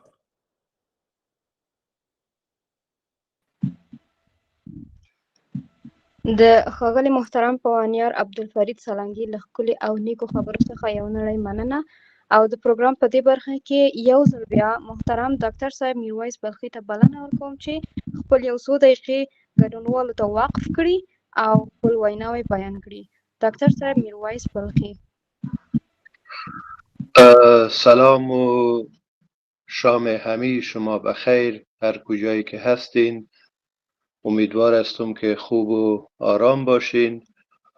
من تشکر میکنم از هیئت رهبری و مؤسسان دانشگاه زن که تو یک روز مبارک و یک روز خجسته را تدارک دیدن، ترتیب کردن و ما در این شب و روز سیاه و متاسفانه سرکوب و خشونت شاهد خبرهای خوبی هم هستیم با استفاده از شرایط و وضعیتی که دانشگاه زن برای ما فراهم کرده و فرصتی که به خصوص برای ما داده که کوتاه خدمت شما باشم و در این لحظات خجسته که قهرمان‌های بسیار خوب و زنان با ظرفیت و ماهری را خدمت جامعه ما تقدیم میکنیم در کنار شما باشم و در کنار دانشگاه زن باشم. از این بابت سپاسگزاری میکنم از آقای فرید سالنگی، آقای ظریف علم استانکزی، خانم عادلی زمانی، خانم استانکزی و همه کسانی که زحمت کشیدن، تلاش کردند و از هر فرصت مغتنم و امروزی استفاده کردند تا خدمات تحصیلی برای دختران ما ولو که امروز به صورت حداقل است فراهم شود و اینا استفاده بکنه. من صادقانه برای تک تک از دانشجویان که امروز فارغ شدن، چیزی که من شنیدم در حدود 60 نفر بود در رشته‌های مختلف، برای اینا تبریکی میتونم و برای خانواده محترمشان که قهرمانی کردن و صادقانه با آتشی که دارن و با اشتیاقی که به دانش و تحصیل دارن که خصوصیت یک انسان مدرن و پیشروی امروزی هست، اینا نشان دادن که آدم میتونه در هر وضعیتی و متناسب به شرایط و موانعی که فراهم میشه که راههای جستجو کرد و راههای کسب تحصیل را فراهم کرد برای خودش و شکسته و سرخورده و افسرده و تسلیم شرایط نشد. و این 60 نفر دانش آموز و صدها بلکه هزاران نفر دیگی که از این دختران مصروف فراهم کردن این شرایط برشان هست و دانش می آموزن، اینا هر کدام من فکر می کنم قهرمانان واقعی هستند که در شرایط کنونی مثل مادران گذشته خودشان ثابت کردند که هنوز هم راه مبارزه برای رسیدن به ظرفیت انسانی را رها نکردند و در عین مسیر و در عین راه تلاش میکنن، مبارزه میکنن و راکد و ساکت نمیمانند. من یاد یکی از مصراهای شعر رابعه مادر همه ما و شما افتادم که یک جای گفته بود که زشت باید دید و انگارید خوب، و ما در هر وضعیتی در هر شرایطی من فکر میکنم که این صحبت سرمشق زندگی ما باشه که هرچند اگر روزگار ما، محیط ما و شرایط ما زشت باشه باید خوب بینگاریم، تسلیمش نشویم و خوبی هایش را هم ببینیم و کوشش بکنیم که به واسطه نیروهای منفی و به واسطه نیروهایی که انسان را تعطیل میکنه، ذهن انسان را تعطیل میکنه، راکد نشویم و ساکت نشویم و از پیشرفت باز نمانیم. شما ببینین من وقتی این صحبت رابعه را میکنم، رابعه در روزگار زمان خودش 1000 سال پیش از امروز هیچ فرصتی برش فراهم نبوده، به خصوص جامعه مرد سالاری که متاسفانه یکی از خصیصه های عمده ما در افغانستان، در اجتماع افغانستان از گذشته تا اکنون هست، چیزی که سالنگی صاحبم اشاره بسیار خوب کرد، خانم عادله اشاره بسیار خوب کردن. در او زمان وقتی هیچ فرصتی نبوده، هیچ دانشگاهی نبوده، هیچ کتاب و کتابخانه‌ای در دسترس زنان قرار نداشته، یکی می آید و در یک جامعه توسعه نیافتگی سنتی به شدت محافظه‌کار درس میخوانه، تحصیل میکنه، شمشیرزنی یاد میگیره، نقاش هست و شاعر است و کسی است که آوازه شهرتش بر دربار حاکم بخارا سامانی بخارا میرسه و کسی مثل رودکی پدر شیر فارسی برش افتخار میکنه و از او توصیف میکنه و اشعاری از او را میخوانه. خب در او روزگار این چیزهایی که من خدمت شما اشاره کردم مصداقهای توسعه یافتگی یک انسان در او روزگار بود. امروزی که زمانه تغییر کرده، فرصتها به مراتب بیشتر شده، بلکه هزار چند بیشتر شده و تمام محیط و شرایط و خانه و دنیای حقیقی و مجازی ما تبدیل به مکتب و دانشگاه شده، ما نباید فراموش بکنیم که مثل الگوهای گذشته ساکت نمانیم، تحصیل بکنیم، پیشرفت بکنیم و حتی در زندگی دنیای شخصی خود ما انسانهای فرهیخته باشیم، انسانهای با کمال باشیم، انسانهای با ظرفیت باشیم، برای که ولو که اگر از شهر، ولو که اگر از محیط، ولو که اگر از پیرامون به دلایل سیاستهای غلط، تفسیرهای تنگ نظرانه و سلیقه‌های بسیار کوتاه‌فکرانه زنان و دختران را حذف بکنن، واضح هست که دنیای خود ما را هیچ کس نمیتونه حذف بکنه. محیط زندگی ذهنی خود ما را که سقف بلندش نه سقف خانه بلکه آسمان کبوت ما و شما هست و پهنای دنیای ما و شما نه به اندازه وسعت کره زمین که به اندازه کائنات هست، این دنیا را هیچ کس از ما و شما گرفته نمیتونه. به خصوص ای که شرایط همیشه در حال تغییر هست، شرایط همیشه دگرگون میشه و دنیای موقت، اوضاع موقت، شرایط موقت نباید در برابر ما و شما به عنوان یک مانع کلان، به خصوص در برابر دختران قهرمان یک مانع کلان باشه که گمان بکنن دنیا به پایان رسیده و دیگه فرصتی برای زندگی کردن طبق آرمانها و ایدئالهایشان نیست. نه خیر، دنیا تغییر میکنه. نسل ما در افغانستان دیدیم که چندین بار تحولات بسیار بزرگی آمده و دختران دوباره قهرمانانه در اجتماع خودشان ظهور کردند، کمال آفریدن، هنر آفریدن، سهم گرفتن در ساختن افغانستان و دوباره در واقع دوش مردان قهرمانی کردند. به همین دلیل اگر یک روزگار کوتاهی گاهی وقت سرخوردگی و مصیبتی در یک سرزمین میآید، زنان او سرزمین کوتاهی نمی کنند، ساکت نمیشینند، آرام نمیشینند، مبارزه میکنند به واسطه دانش، به واسطه ظرفیت، به واسطه مهارت.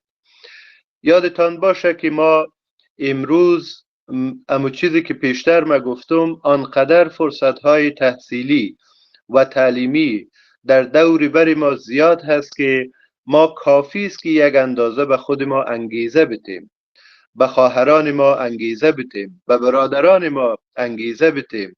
برای هر جوان و نوجوانی که در افغانستان انگیزه درس خواندن کاهش پیدا کرده و یا به یک ناامیدی و افسردگی و سرخوردگی مواجه شده، وظیفه ما و شما هست که در کنارشان بایستیم، تشویقشان بکنیم، انگیزهشان بدیم، خود ما را به عنوان مدل های یا مصداق های موفق معرفی بکنیم. شما 60 نفری که فارغ شدین و دانش آموزان دیگی که دانشجویان دیگی که به خیر فارغ میشین و برشان نشان بدین که ما همه سرنوشت مشترک داریم، ولی انگیزه های قوی هیچگاه در برابر سرنوشت های تحمیل شده کوتاه نمی آید، تسلیم نمیشه، مبارزه میکنه و تلاش میکنه و قهرمان میشه، و خصوص در ای تو یک شرایط و در ای تو یک روزگار.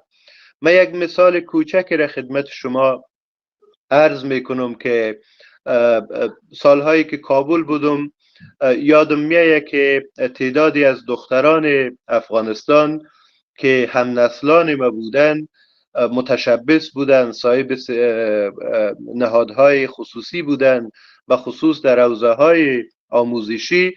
تعداد از اینا میگفتند که در دوره اول حکومت طالبان در مکتب‌ها و در مکتبخانه‌های به اصطلاح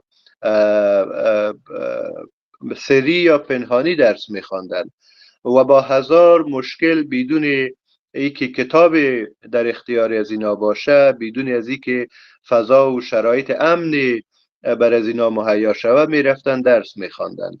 بعداً یادم آمد که اگر زنان و دختران افغانستان در 20 سال گذشته به سکوهای بلند موفقیت رسیدن، نتیجه امو زحمات و تلاش‌های روزگاری بود که اینا با سختی درس می‌خواندن و تلاش می‌کردند. بنابراین یاد ما باشه که همیشه قول معروف شب گذشتنی هست و بامداد فرا میرسه، خورشید طلوع میکنه و انسان‌ها از خانه‌ها و چار دیواری‌های خانه‌شان بیرون میشن، از خواب برمیخیزن. او زمان انسان در محیط خودش مؤثر است، انسان در محیط خودش میتونه کارهای فوق‌العاده‌ای انجام بده که شب را به غفلت نگذرنده و در چهار دیوار خانه خودش به اصطلاح خودش زندانی نکرده، فکرش زندانی نکرده، ذهنش زندانی نکرده، فرا گرفته، یاد گرفته، ماهر شده، توانا شده و به واسطه قدرت ذهنش، نیروی نفوذی ذهنش، ده ها تن امثال خودش را هم انگیزه داده و فعالیت کرده و تلاش کرده. به همین دلیل شما سفیران فوق‌العاده توسعه و پیشرفت و مسئولیت‌های شهروندی و حقوق زنان و دختران هستین در افغانستان.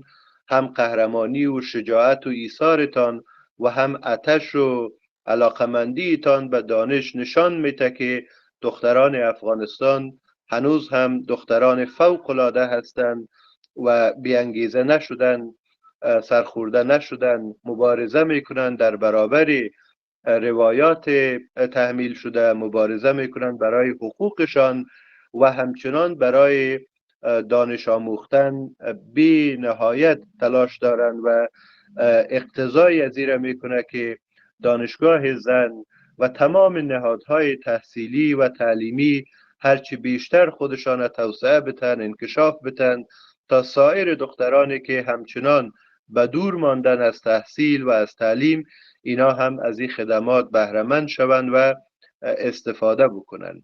من از این بیشتر مصدی اوقات شما نمیشم.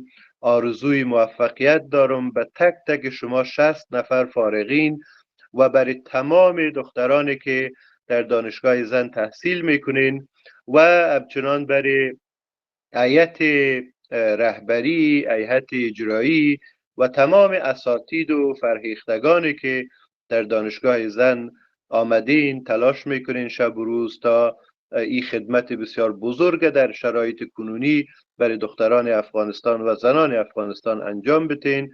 روز و روزگارتان خوش، با امیدی که یک روز بخیر در افغانستان متفاوت در کنار شما باز دوباره در جامعه، در بازار، در حکومت و در تمام محیط اجتماعی افغانستان دوش کار بکنیم برای ساختن سرزمین مشترک و خانه عزیز ما. بخیر باشین.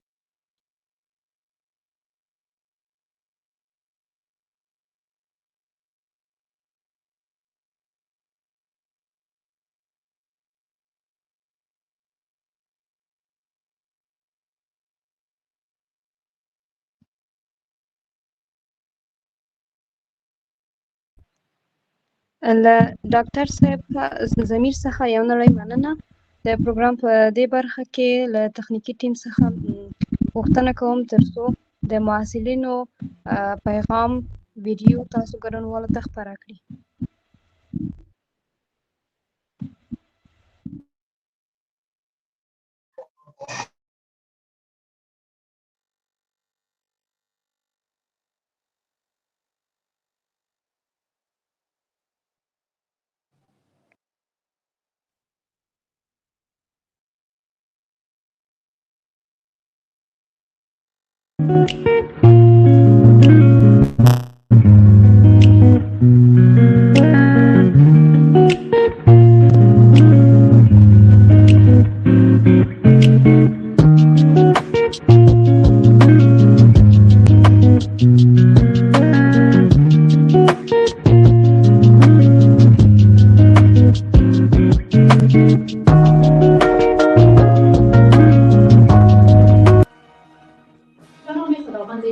آفرین، حکیم سخن در زبان آفرین. با عرض سلام خدمت رئیس محترم، مدیر سکرتری معزز و همچنین استادان عالی قدر ما.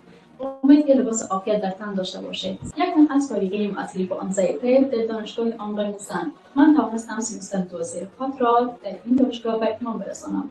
امروز خیلی خوشحال هستم و باورش برایم مشکل است که من توانستم روز فراغت خود را بیننده باشم. و یک تشکری جا دارد از تک تک نماینده های ما بابت زحمات شبانه روزیشان. این ویژه از هیئت رهبری دانشگاه آنلاین زن و خصوص استاد سالنگی عزیز در شرایطی که در حال تحصیل بر روی مورد قانون افغان بسته بود و این دانشگاه همانند معجزه دستهای ما را گرفت و به سوی پیشرفت روانه شدیم. من مدیون تلاش‌های تک تک اشخاصی که در این راستا همکار هستم. جهان سپاس بدرود.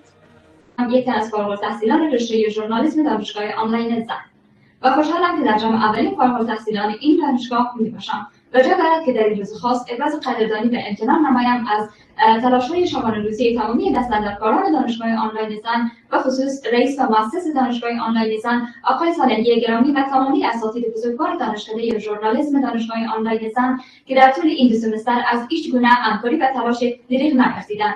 ما مدیون تلاش‌های بی‌پایانتان هستیم. فارغ التحصیل از رشته روانشناسی دانشگاه آنلاین زن و دور فراغت 402 جای بسا مسئلت و خوشی است که از اولین دور فارغین این دانشگاه آنلاین و پر افتخار هستم. البته با 3 سال تجربه دروس در پوهنتون حضوری که داشتم، بعد از شرایط و مسائلی که به دختران افغان پیش شد، این مسیر را به بهترین شکل خود و صورت آنلاین ادامه دادم و من پیرو یهودین هستم که نخستین کلمه از رسالتش برای ما اقرا بود و آن قرآنی که مفسرین لیعبدونش را به لیعرفون معنی کردند، یعنی حتی عبادت ما هم با حلم زیباست و سپاس خداوند منان را که این فرصت را برای من مقدر ساخت تا بتانم که این دوره از تحصیلی خود را موفقانه به اتمام برسانم. البته با سپاس ویژه از والدین گرامی هم که در این راه همواره حامی و پشتیبانم بودند و یک تشکری خاص از دانشگاه آنلاین زن مؤسس این دانشگاه جناب سالنگی صاحب و اساتید گرامی. با کمال خرسندی توانستم که از رشته مربوطه فارغ شوم و دوره لیسانس خود را موفقانه به اتمام برسانم. فارغ‌التحصیلان دانشکده فارمسی دانشگاه آنلاین زن می باشم و اولین از جمله اولین در فارغان این دانشگاه می باشم. تشکری خاص می نمایم از تمامی اداره دانشگاه آنلاین زن و هیئت رهبری این سازمان آقای عبدالفرید سالنگی که در هیئت و رهبری این سازمان تشکیل یافته و ما توانستیم تا یک سمستر باقی مانده خویش را با موفقیت و خوشنودی هستم. یک تن از فارغ التحصیلان دانشکده اقتصاد دانشگاه آنلاین زن. اظهار سپاس و امتنان از هیئت رهبری دانشگاه آنلاین زن، پروفسور عبدالفرید سالنگی، اداره دانشگاه آنلاین زن و تمامی اساتید گرانقدر که در طول این دوره برای ما تدریس کردند و با سعی و کوشش تمام افتخار بخشیدند تا نسل جوان کشور را در عرصه تعلیمات عالی و مسلکی کمک و یاری نمایند تا یک فرصت خوب برای دختران افغان محروم از تحصیل باشد، زیرا آینده از آن کسانی هست که امکانات امروز را می‌بینند و اینک خرسندم که توانستم تحصیلات خود را و موفقیت در این دانشگاه به اتمام برسانم. ستاد تغییر باشیم نه قربانی تقدیر. یکی از فارغ‌التحصیلان دانشکده طب معالجوی دانشگاه آنلاین زن به عنوان یک زن افغان و به عنوان یک محصل از مؤسس و بنیانگذار دانشگاه آنلاین زن سپاسگزاری می‌کنم که در شرایط سخت و بحرانی در نهایت ناامیدی پهلوی ما بودند و برای ما امید شدند و تشکری خاص میکنم از رئیس صاحب گرانقدر، معاونین عزیز و مدیران و اساتید معززمان. مدیون تک تک لحظاتشان هستم که برای ما وقت گذاشتند. دانشگاه آنلاین زن نه تنها یک دانشگاه بلکه باران بود که با هر قطرهش نهال غرس شد و دوباره جوانه زد. دانشگاه آنلاین زن برای ما نشان داد که زنها هرگز تنها نیستند. یک تن از فارغ التحصیلان رشته طب معالجوی دانشگاه آنلاین زن سال 1402 که مطابق میشه به 2024. خوشبختانه توانستم که سمستر 11-12 را به صورت موفقانه در دانشگاه آنلاین زن به اتمام برسانم و امروز بسیار خوش هستم که روز فراغت ما هست، جشن فراغت تجلیل میکنیم و تشکری خاص میکنم از اساتید بزرگوارمان که به صورت رایگان بر ما تدریس کردند و تشکری ویژه دارم از بنیانگذار دانشگاه آنلاین زن جناب فرید سالنگی. سلامت باشید. زن هستم، دختر هستم، خواهر هستم، رفیق و همسر هستم، مادر هستم. دو حرف و یک حجابی که به معنا بزرگ و واژه پهناور هستم. سیاست نه ضعیفم، نه من هستم. زن هستم من، زن هستم من، زن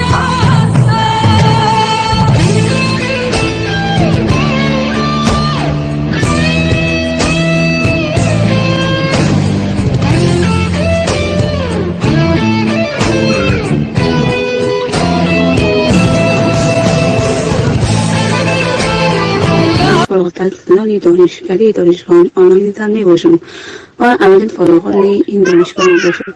نخست تشکر خیلی زیاد میکنم از تمام هیئت رهبری این دانشگاه و از تمام اساتید محترم که خیلی زحماتی بر ما کشیده است و ما توانستیم که دو سمستر با قماری خیش را با موفقیت سپری کنیم. یکی از فارغ التحصیلان دانشگاه آنلاین زن دانشکده طب معالجوی. من 11 سمستر را به شکل حضوری در یکی از پانتون‌های افغانستان و یک سمستر اخیر را به شکل آنلاین در دانشگاه آنلاین زن به اتمام رساندم. در نخست تشکر خاص دارم از رئیس صاحب محترم دانشگاه آنلاین زن، اساتید محترم که در همچون شرایط دشوار حمایتمان کردند و مانند یک روزنه امید برایمان بودند. و فارغ شده از دانشکده ژورنالیسم دانشگاه آنلاین زن و ما یک سال باقی مانده از تحصیل خود را در دانشگاه آنلاین زن ادامه دادم و فارغ شدم و امروز خیلی خوشحال هستم که نتیجه تلاش های خود به دست آوردیم و توانستم لباس فراغت را بپوشم، لباسی که سالها در آرزویش بودیم و زمانی که دانشگاه ها بسته شد به این فکر بودیم که اصلا دیگه نمیتونم این لباس بپوشم و امروز از برکت دانشگاه آنلاین زن توانستم که به این آرزوی خود برسم. ما واقعا سپاسگزار رئیس صاحب دانشگاه آنلاین زن و همه پرسنلش هستم. فارغ‌التحصیلان دانشگاه آنلاین زن دانشکده حقوق و علوم سیاسی، امروز به مناسبت جشن فراغتم از این دانشگاه می باشد که نهایت خرسندی در این لحظه دارم و همچنان ضمن قدردانی سپاس فراوان می نمایم از جناب پروفسور سید عبدالفرید سالمی، مؤسس و بنیانگذار این نهاد علمی و از تمامی اساتید بزرگوار و تمام کارمندان این دانشگاه آنلاین زن می نمایم. تحصیلان پنزه طب معالجه دانشگاه آنلاین زن تشکری میکنم از تک تک استادان گرامی، به خصوص از رئیس سالنگی که واقعا ناامید بودم. فکر میکردم که تمام سمسترهایی را که تا این دم خواندیم ادامهش مشکل است، ادامه دادن نتونستیم. توسط این دانشگاه فعلا فارغ شدم. بسیار سپاسگزار هستم. فارغ التحصیل از دانشکده روانشناسی دانشگاه آنلاین زن دور اول سال 403. جای مساعد خوشبختی هست که در چنین شرایطی دانشگاه آنلاین زن لازمه بخش امید برای دختران حفان شده است. با تشکر از هیئت رهبری دانشگاه. ولایت دیکندی یکی از فارغ التحصیلان دانشکده اقتصاد دانشگاه آنلاین زن هستم. 3 سال دوره تحصیلی خود را در دانشگاه بامیان تحصیل کردم. بنابر شرایط کشور که نتوانستم ادامه بدهم، 1 سال آخر یعنی 2 سمستر از رشته خود را در دانشگاه آنلاین زن به موفقیت به پایان رساندم. در نخست خیلی خوشحال و خرسند هستم که از جمله اولین دوره فارغان این دانشگاه و دانشکده می باشم و همچنان این روز که یک روزی پرخاطره و دلچسب است برای من، خانواده محترمم و همچنان برای همه همقطارانم و اساتیدهای گرامی که شاهد چنین روزی پرشکوه هستیم تبریک و تهنیت عرض می دارم. طب معالجوی دانشگاه آنلاین زن سمستر 11 و 12 خود در همین دانشگاه خلاص کردم. فاکولته طب دانشگاه آنلاین زن که به ابتکار محترم رئیس صاحب فرید سالنگی برای انداخته شده بود و طی مدت 1 سال که از دروسشان باقی مانده بود در دانشگاه آنلاین زن ادامه دادن و توسط استادان با تجربه از خارج و داخل کشور که در تدریسشان سهم داشتن باید از رئیس سالنگی و استادان محترمشان تشکری کنیم. تحصیلان رشته روانشناسی دانشگاه آنلاین زن. در نخست باید بگوییم که بعد از حوزه‌های نابسامانی که برای دختران افغان پیش شد، یک عده‌ای از کادر علمی دلسوز و مهربان افغان به رهبری آقای سالنگی دانشگاه آنلاین زن را به وجود آوردند و در این دانشگاه دختران تانستند که تحصیلات خود را ادامه بدن. من امروز بسیار زیاد خوشحال هستم که به این دانشگاه اعتماد کردم و در او ثبت نام کردم. حدود 2 سمستر باقی مانده خود را در این دانشگاه با پایان رسانیدم و خوشبختانه امروز یکی از اولین دور فارغین این دانشگاه به حساب میام. من تشکری و قدردانی خود را از ته دل از آقای سالنگی و هیئت رهبری و علمی دانشگاه آنلاین زن به حقوق سیاسی دانشگاه آنلاین زن سال 2014 جای دارد تشکری داشته باشم از برگزار کنندگان این جشن فراغت به خاطر از اینکه برای ما شرایط مهیا ساختند ما و امید و آرزوی پوشیدن لباس فراغت را داشتیم برای ما برآورده سازند و به جای دارد تشکری داشته باشم از هیئت رهبری دانشگاه آنلاین زن اساتید نهایت گرانقدر که در این دوره همکاری زیادی با ما کردند که ما بزنیم که به موفقیت‌های بیشتر نایل باشیم به دست پیدا. دیپارتمنت منیجمنت و تشبسات فارغ شد. تشکری ویژه داشته باشم از آقای فرید سالنگی مؤسس دانشگاه آنلاین زن و همچنین مسئولین اداری دانشگاه آنلاین زن و استادان محترمی که بدون هیچ امتیازی وقت خود برای ما گذاشتن، دانش خود در اختیار ما قرار دادن تا که ما هم بتونیم به موفقیت هایی که باید برسیم. السلام علیکم و رحمت الله و برکات. درود و مهر تقدیم تک تک اساتید گرامی دانشگاه آنلاین زن، هیئت رهبری دانشگاه و تمام کسانی که در کار خیر سهم دانشکده ژورنالیسم دانشگاه آنلاین زن. نخست خوشحال هستم از اینکه از جمله اولین دور فارغان این دانشکده و این دانشگاه میباشم و در کنار از این در این روز میخوایم تشکری ویژه داشته باشم از اساتید بزرگوار خود که طی 2 سمستر ما زحمت کشیدن و دستگیر ما شدن در این چنین یک شرایطی تا بتوانیم 2 سمستری که باقی مانده بود از ما او با موفقیت سپری کنیم. خرسند هستم از اینکه از یک نهاد تحصیلی ارزشمند فارغ التحصیل می‌گردم که واقعا در سخت‌ترین و بحران‌ترین شرایط یک پنجره‌ای از امید و مشعله راهگشایان بوده و به حمایت گرم و صمیمیشان توانست برای ما الهام بخش باشد.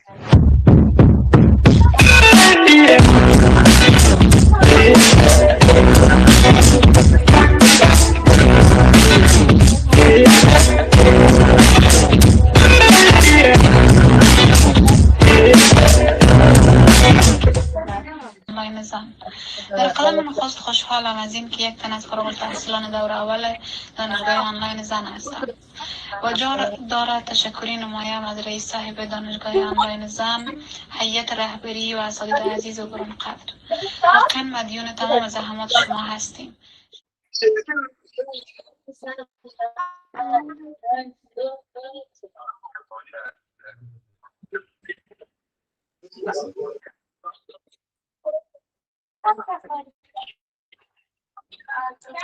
تشکر فراوان از فارغ التحصیلان عزیزمان از پیام‌هایشان.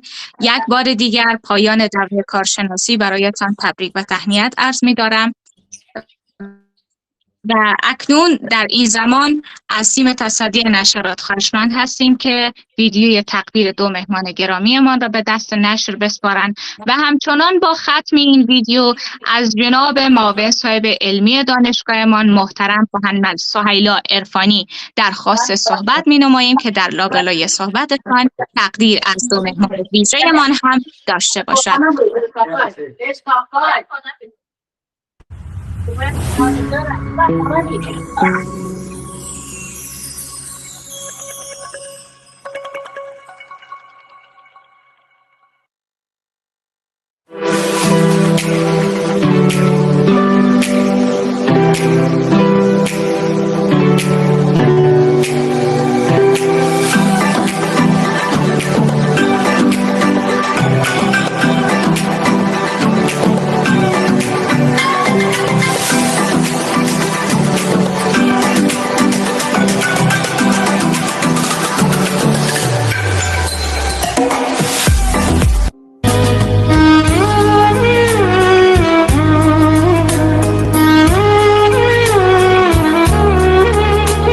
زندگی کنیم، در کنار همدیگه باشیم و من حیث یک انسان نه بر مبنای جنس، نه بر مبنای زبان، نه بر مبنای مذهب، نه بر مبنای دین مورد تبعیض قرار نگیریم.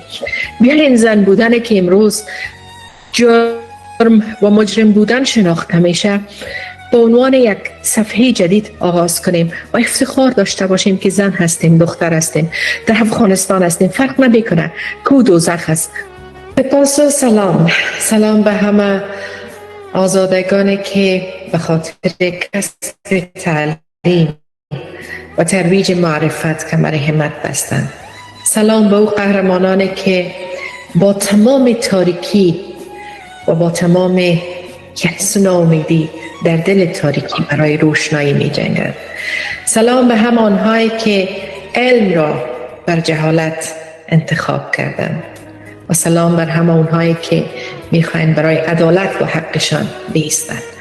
از همه بیشتر میخوایم از مبتکرین و اونهایی که بنیانگذار از این فاکولته و پانتون یا یونیورسیتی یا دانشگاه هستند ابراز سپاسگزاری کنم. بسیار خوش هستم، یعنی واقعا وقتی که شما صحبت میکردین چرا میدم اشکایم جاری بود، اشک خوشی و یأس.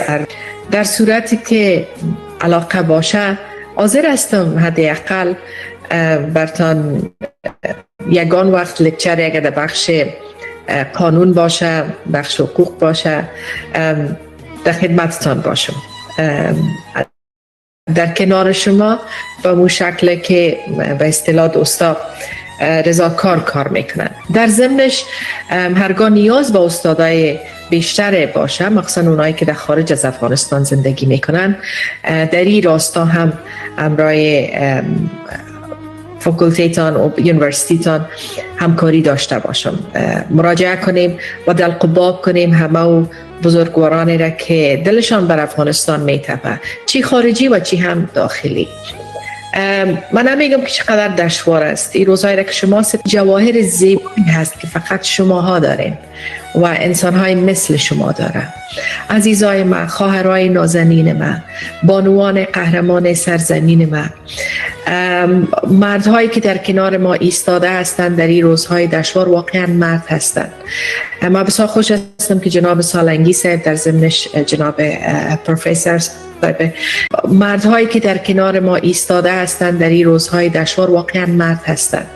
من بسیار خوش هستم که جناب سالنگی صاحب در ضمنش جناب پروفسور دیدم آنلاین بودن، از اونا از همشان سپاسگزار.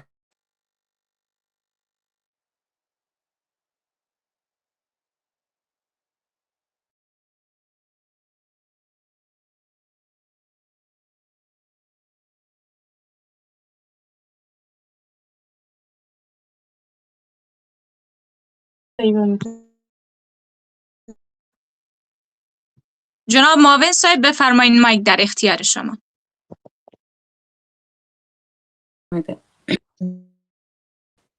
بله، صدا دارین؟ بله جناب معاون صاحب، صدای شما رو داریم.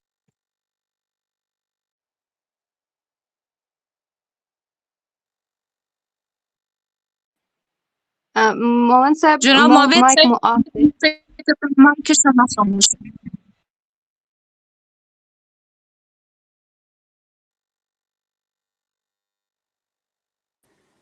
حالا خوب است صدا؟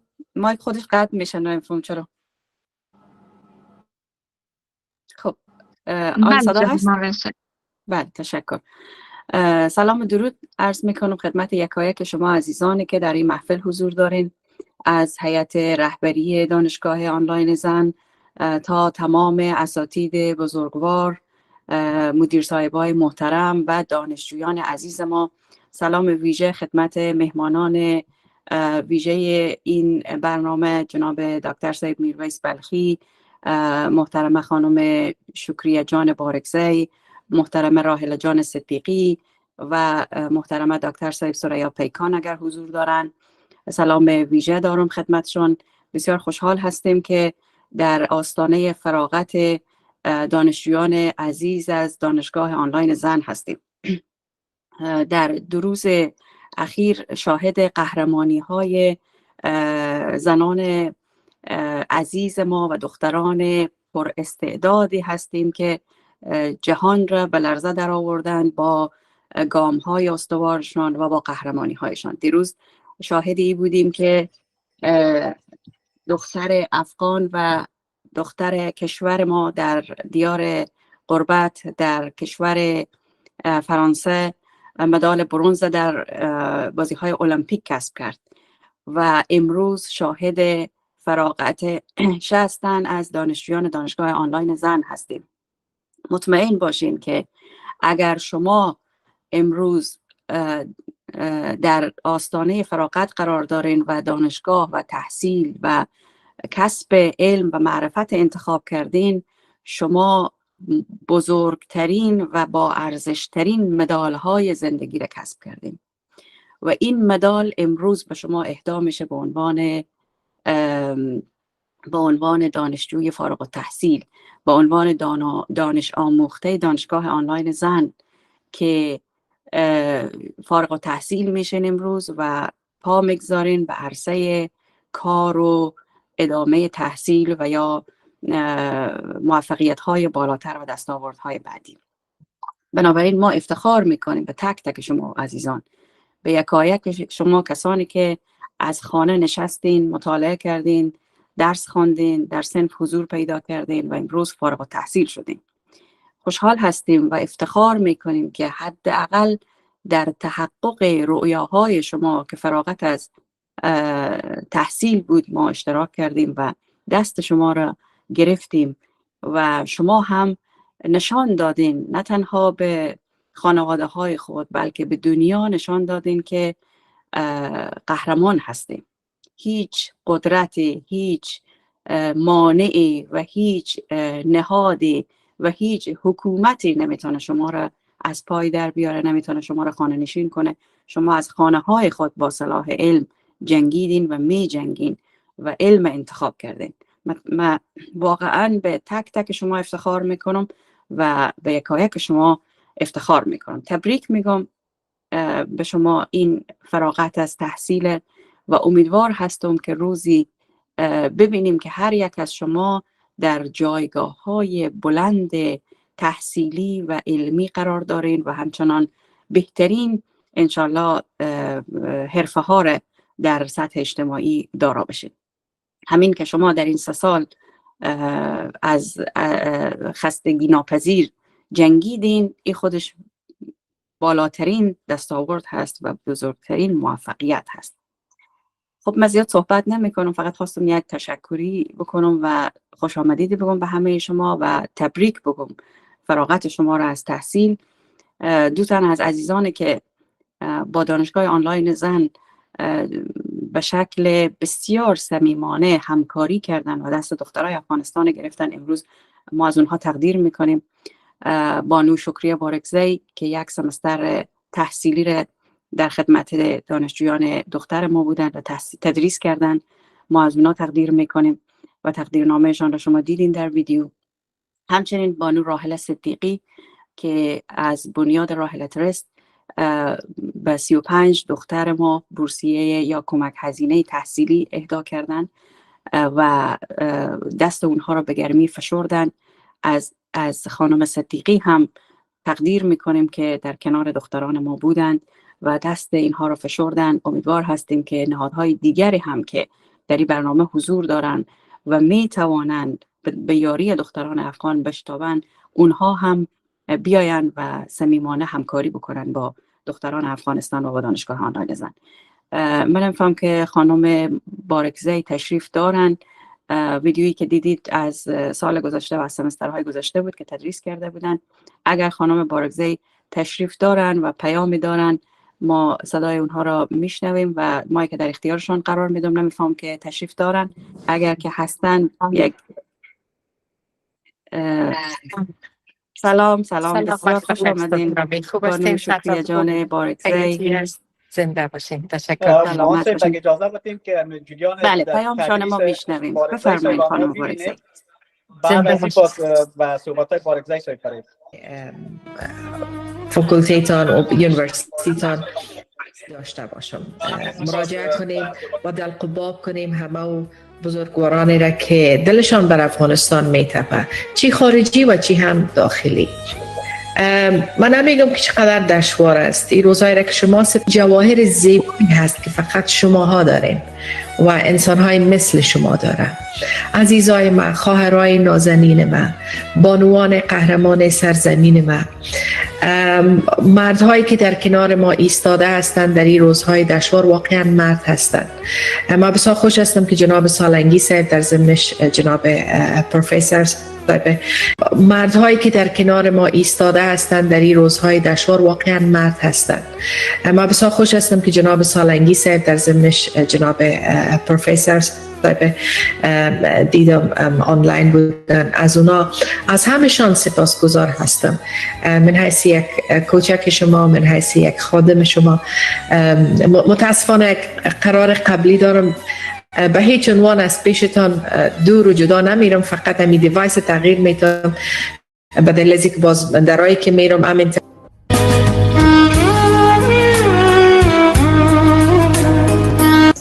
شما و عید گذشتهتان مبارک باشه استاد گرامی. و میخواستم استاد یک سوال از شما بپرسم در ارتباط با اینکه ما وظایف شورای امنیت را خواندیم استاد و این را هم میفهمیم که وظایفش چی است. پس چطور ممکن است یک حکومتی که ما چندین بار در درس‌ها براتون گفتیم که قضیه افغانستان آنچه که عملا اتفاق میفته با تعاملات بین المللی هیچ وفق نمی کنه. به این معنا مفهوم که آنچه که در مورد افغانستان تصامیم صورت میگیره در اصول دیپلماتیک رایج نیست. بحث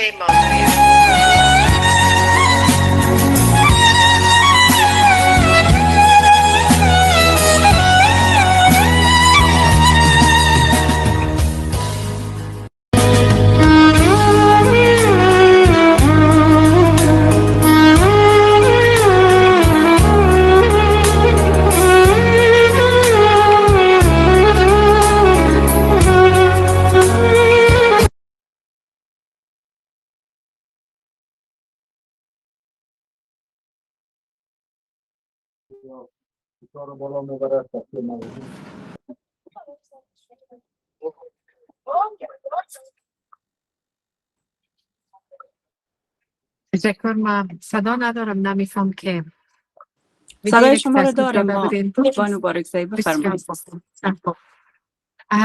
سپاس از همه شما عزیزان، سپاس از همه اونهایی که برای کسب تعلیم، تحصیل و معرفت در افغانستان در این دشوار ترین شرایط مردم افغانستان که از صدا و سیما و چهره و تن گرفته تا صدای ما هم عنوان عورت حساب میشه و در این تلخترین و تاریکترین روزهای سرزمین میخواین با چراغ معرفت مردم افغانستان از معرفت، علم، دانایی، پیشرفت، ترقی، امیدواری و دریافت استعدادها بهره‌مند بسازد.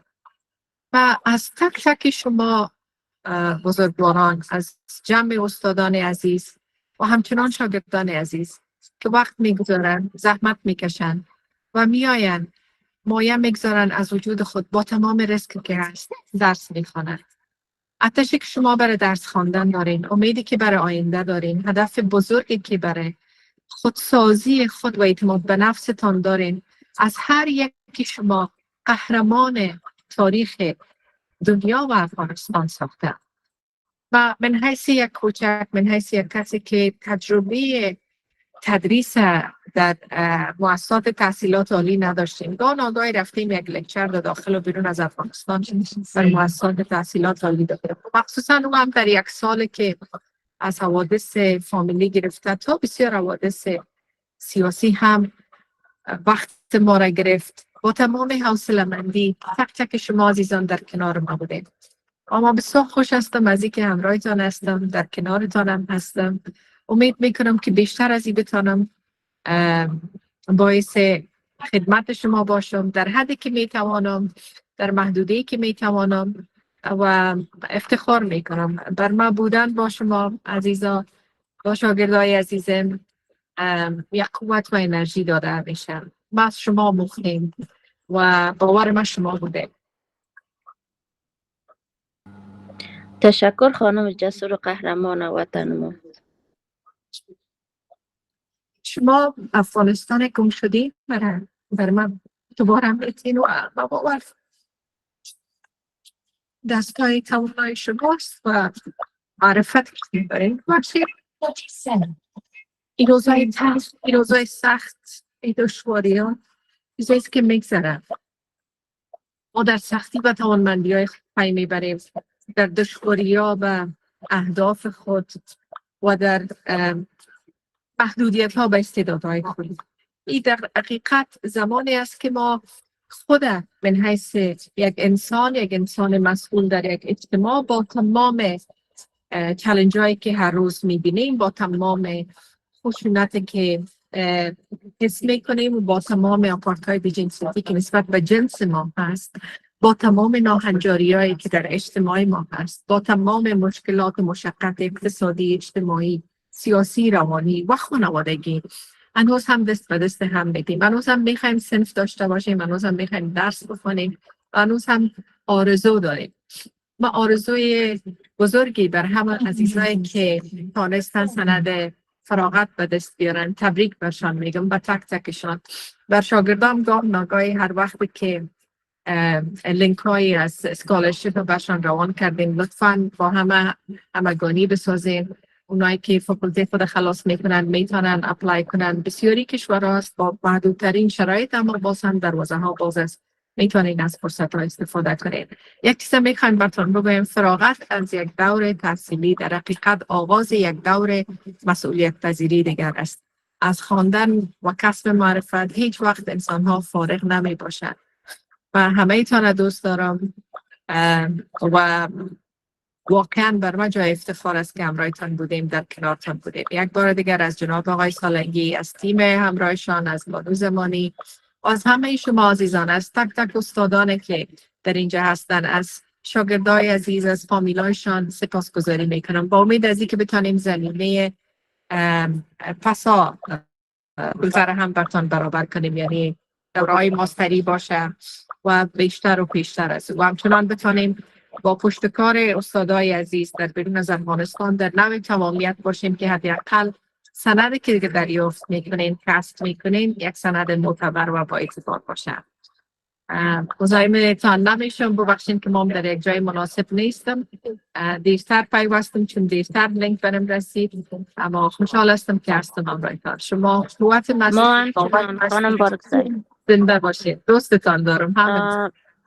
خانم بسیار بارکزایی، تشکر. خانم قهرمان جسور وطن. بسیار تشکر از خانم بارکزای عزیز و از همکاری که اینا داشتن با دانشگاه آنلاین زن. امیدوارم که پذیرای این تقدیرنامه و تصدیقنامه‌ای که از طرف دانشگاه آنلاین زن آماده شده باشین. شما ما همین یک تحصیلنامه و تقدیرنامه را از رخ ما میایه که بر شما تقدیم بکنیم و این را هم دریغ نمی کنیم از شما و واقعا تشکر میکنیم و سپاسگزار زحمات شما و همکاری های شما هستیم. حالا از در این قسمت از خانم راحله صدیقی خواهش میکنیم که نمیفهم هستن در برنامه، ویدیویشان ببینیم و بعد خودشان هم صحبتی داشته باشم. تشکر.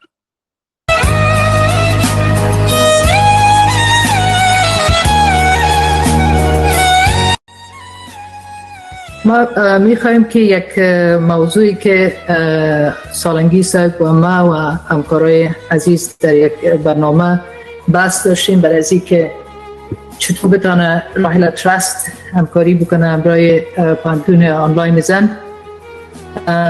یک چالش کلان بود برای ما که ما برای رهبری خود گپ زدم و اونا بالاخره بعد از چندین مدرسه که من برشان داشتم، با وجود از اینکه ما همین سیستم افغانستان، سیستم ببخشید اینجا که ما در راجستر هستیم در یوکی، زیاد پروسه همی بررسی و اینا بسیار زیاد است و اسنادی هایی که میخوایم هنوز هم در همون پروسی بررسی هستیم، ولی مهمی است که برشان بسیار جالب بود که تقریبا نظر به بودجه است امکانات ما و ما خود ما مسئول میپذیریم از خود پانتون آنلاین زن که اگر 5 باشه یا 10 شاگرد باشه و از اونا همون بورسی ما تقریبا کامپیوتر و به اسلام و خوشبختانه اینا فیس نمیگیرن. و یک چیزی که بسیار جالب بود که سالنگی صاحب با مشارکت کردن در گپای خودشان که ما بسیار برام دلچسب است که می تاکید میکنن سر ما که راحله جان امی تفاهم نامه رقمی باشه که هیچ موضوع مالی برای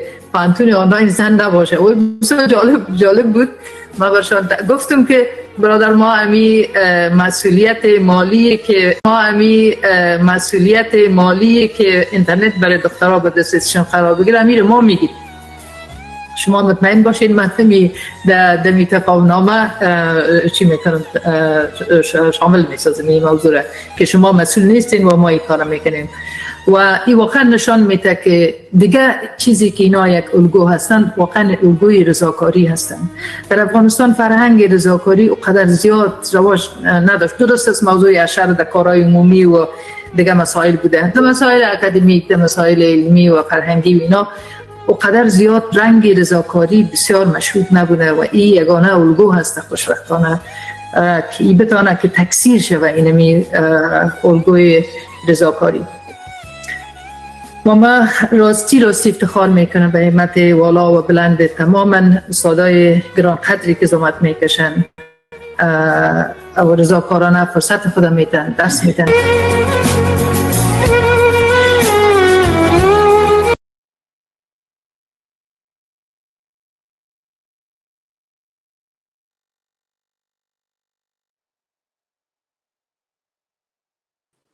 بانو صدیقی حضور دارین در برنامه؟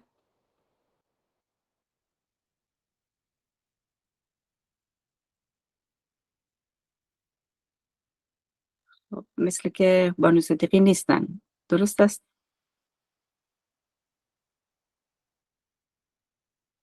خب مشکلی نیست. ما تشکر و تقدیر میکنیم از خانم راحله صدیقی و کمک هزینه هایی که برای تامین اینترنت در اختیار محصلین ما قرار دادن.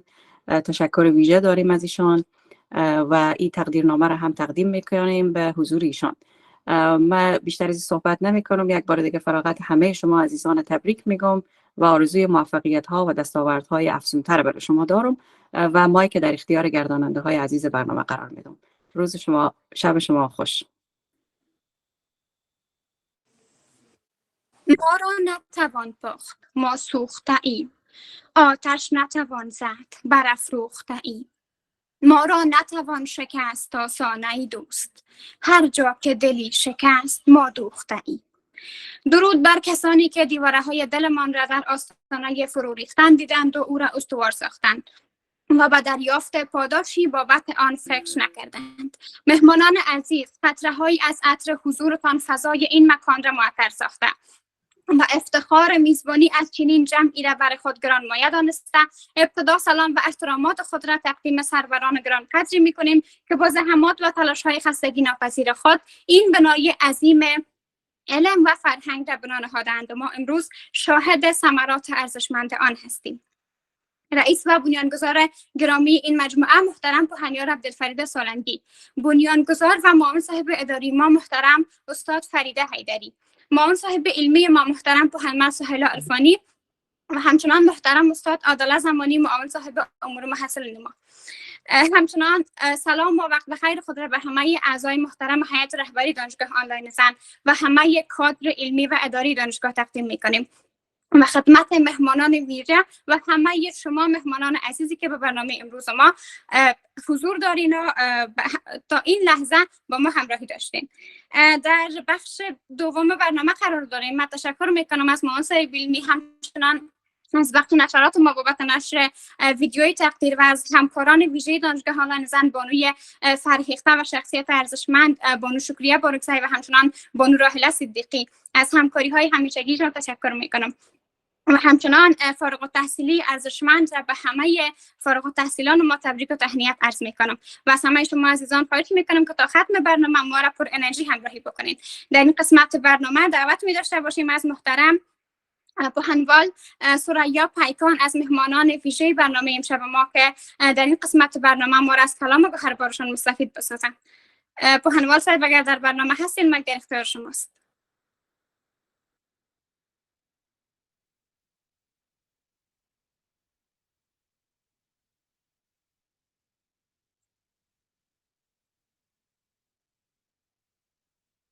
پوهنوال صاحب ثریا پیکان اگر حضور دارین لطف نموده مایکتان را روشن بکنید.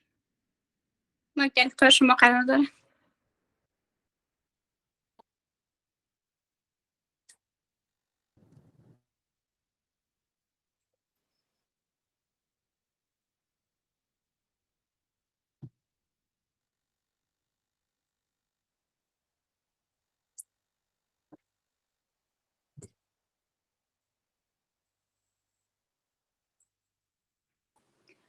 خانم سالنگی یک لطف بکنین، یک اعلان بکنین برای مهمانای عزیز ما، چون همین مشکل بر ما هم خلق شد در وقتی که دفعه قبل شما نام مرا گفتین.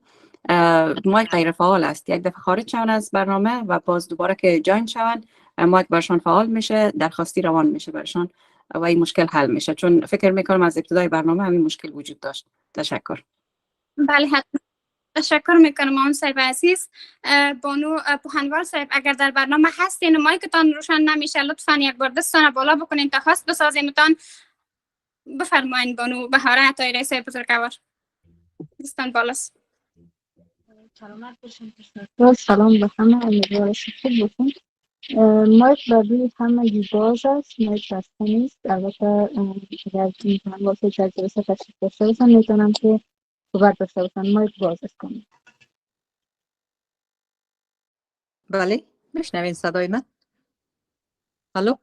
بله بله صدایتان داریم. بسیار خوب، مشکل تکنیکی بود حل شد. به نام که آن که انسان را به قلم و علم هدایت کرد. حضار گرامی، هیئت محترم و معزز رهبری پوهنتون آنلاین زن، اساتید گرانقدر، از همه مهمتر فارغین عزیز، دختران قهرمان سرزمینم، السلام علیکم و رحمت الله. نهایت مسرت دارم که در محفل شاگردان عزیز این پوهنتون اشتراک می نمایم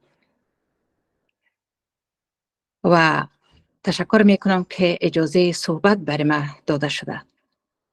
محفل فراغت شما عزیزان خاطرات فراغت خودم را در سالیان گذشته از مقطع ماستری و دکترا یعنی 10 قبل تازه کرد. بر علاوه من حیث خدمتگزار عرصه علم در محافل زیادی از پوهنتون‌های کشور اشتراک نمودم. این روزها بسیار روزهای خوش برای فارغین عزیز و هم برای خانواده ها هست. میخواهم بگویم که خواستن توانستن است. شما توانستین، ادامه بدین و مستحق سند شوید. میخواهم بگویم که شما با فراغت خود از دانشگاه آنلاین زن مبارزه خود را به خاطر کسب علم ثابت کردید. آنهایی که قبلا فارغ شدند بعد از فراغت از مقاطع گوناگون هر یک به دنیای عملی گام نهادند. دنیای آموزش و دنیای پرکتیک با هم متفاوت و مرتبط است. امروز از فیض پیشرفت علم و تکنولوژی است که درهای مسدود شده آموزش را شما باز نگه داشتید و به کسب فرض کفایی خود ادامه می دهید. پس باید دانست که علم و دانش برای آنانی که عاشقانه می آموزند محدود و مسدود شدن نمی تواند. آن هم در این دنیای پیشرفته و عصر پیشرفت تمدن‌ها. تاریخ محدودیت درب مکتب‌ها و علوم در کشور ما پدیده جدید نیست. در همه دوره‌های تاریخی تلاش شده است که محدودیت‌های علمی وضع شود، اما به همت والای جوانان، دانشمندان، علما امید دوام علم بوده است ما تاریخی داریم که مکتب در کشور ما نبود و حالا تاریخی را رقم میزنیم که به گونه آنلاین به کسب علم میپردازیم. این چیست؟ این همه تلاش انسانها در راستای پیشرفت علم است که شما جزء آن هستید. تا ریشه در آب است، امید ثمرش هست. حالا بعد از فراغت مسئولیت عملی شما آغاز می شود. مهم نیست در کجا و مهم این است در دهکده کوچک انسانی که امروز از فیض علم با هم وصل شده ایم. به طور مثال مسئولیت آنانی که از دانشکده حقوق، صحت، زراعت، ژورنالیسم، ساینس و غیره در جامعه تقدیم شدند بسیار بزرگ است. یعنی فراغت ختم آموزش نیست، زیرا دامنه علم آنقدر بزرگ و وسیع است که زمان به فراگیری آن کفایت نمی کند. فارغین عزیز، در این محفل در ساحه عملی علم وارد می شوند. دنیای کار عملی مطابق مسلک و رشته شما به غنای علمی شما بیشتر می افزاید. شما در این عرصه رابطه قوی علم و عمل، علم و پرکتیک را می بینید. یعنی آنچه آموختید آن را عملا تجربه می کنید. اگر دکتر هستید مستقیما با سیستم بدن انسان به گونه عملی کار می کنید. شما می توانید این سیستم بدن انسان را که آنقدر پیچیده هست که هم از جانب خود سیستم و هم از محیط خارج آسیب پذیر هست، با علم و دانشتان و با دانشمندان عرصه طبابت که با تحقیق و ریسرچ آشنا هستند آسیب شناسی می کنید و چاره برای درمان می کنید. فارغین فاکولته حقوق به جامعه پرماجرا قدم می گذارند و آنچه از عدالت و برابری و دادخواهی در برابر مظالم، معرفی حق و باطل اقدام عملی می نماید. اینها در حقیقت دکتران جامعه اند، مطابق نسخه حقوقی که همان قوانین و قاعده ها هست به مدعا می پردازند. مثلا زمانی که بحث عدالت می شود، آنهایی که به دستگاه عدالت کار می کند مسئولیت دارند که همه چیز را به جای مناسب آن قرار دهند. اگر همه چیز به گونه درست و عدل به جای خود قرار گیرد، دیگر جامعه نظم حقوقی خود را پیدا می کند. جامعه قانون مدار نظم حقوقی زمان پیدا می کند که قانون عملا تطبیق شود و قانون هم پاسخگوی خواست مردم و جامعه باشد. من باور دارم که شما در آینده نچندان دور به حیث اساتید بسیار عالی، مدرسین و آموزگاران خوب، حضات و سارنوالان خوب و همچنان انجینیران ورزیده ایفای وظیفه می کنید و در برابر مردم و جامعه مستر خدمت می شود. من به تحول و تغییر باور دارم و شما جوانان با دانشی که کسب نموده اید می توانید مسبب تحول و تغییر در ماورای خود در همه عرصه‌ها شوید و فرض کفایی خود را انجام دهید. پوهنتون آنلاین زن که نخستین گام‌های علمی خود را گذاشته است، باور دارم که با مبارزه علمی بنیانگذاران این نهاد و جوانان عزیز، دانش آموزان گرامی در نهادینه کردن و اعتباردهی این نهاد نشانه موفقیت قدرت علم را می‌بینیم. همه تلاش کنیم تا این نهاد را با قوت و قدرت علم به معیارهای اکادمیک و معیارهای علمی برسانیم. در اخیر میخواهم بگویم شما جوانان انرژی بزرگی هستید که در کنار شما خود را با انرژی میابم و شما تداوم نسل های هستید که آموزش علم را در کشور ما میسر ساخت. تشکر از دست اندرکاران این محفل با شکوه. یک بار دیگر برای شما فارغین و به خانواده های شما از صمیم قلب این محفل بزرگداشت را تبریک و تهنیت میگویم. موفق و مؤید باشید.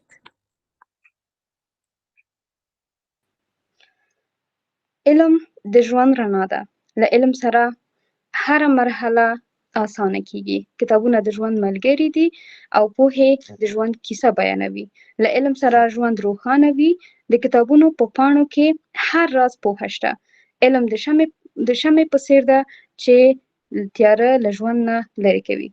له محترم ډاکټر سوریا پیکان څخه یوه نړۍ مننه او د پروګرام په دې برخه کې د احترام په لوړ کمال له اغلي پوهنمل ډاکټر نظیفه فقیریار څخه د احترام په لوړ کمال هیله کیږي ترڅو د دریځ مخې ته راشي او خپلې ویناوې بیان کړي. محترم پوهنمل ډاکټر نظیفه فقیریار.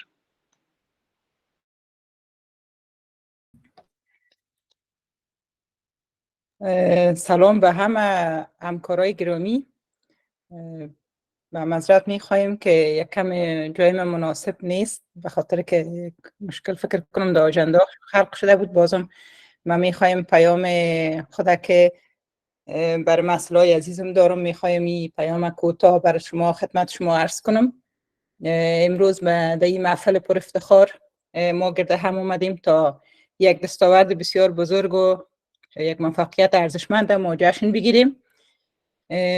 واضح است که فارغ التحصیل شدن از دانشگاه همیشه یکی از مهمترین مراحل زندگی هر فرد است و بخصوص برای دخترها امروزه که اینا یک مدت طولانی از درس و اینا باز مانده بودن. واضح است که یک گام بسیار بزرگ است، یک موفقیت بسیار بزرگ است و امروز ما این موفقیت را برای جمعی از زنان پرتلاش و زنان و دختران پرتلاش و مصمم خود که در شرایط خاص به واسطه آموزش آنلاین به اینجا رسیدن، به این جایگاه خاص رسیدن، امروز ما جشن میگیریم. و ما در این دنیای مدرن امروز با وجود امو چالش های فراوان که وجود داره به خصوص برای در مقابل زنای افغان و در مقابل دخترای افغان، این یک فرصت بی‌نظیر، دانشگاه آنلاین زن امروز به یک فرصت بی‌نظیر تبدیل شده و این یک شکلی از آموزش نیست بلکه یک شکلی از آموزش خاص است که دانشجویان را برشان امکان داده. این دانشگاه آنلاین که از هر نقطه جهان اینا به تحصیلات خود دسترسی داشته باشند و خب بر صورت ما به دانشجویان عزیز نه تنها درس و امتحانات سخت خود پشت سر ماندن بلکه اینا نشان دادن با تعهد و استقامت و پشتکار که هیچ مانع نمیتونه که جلوی پیشرفت از اینا رو بگیره.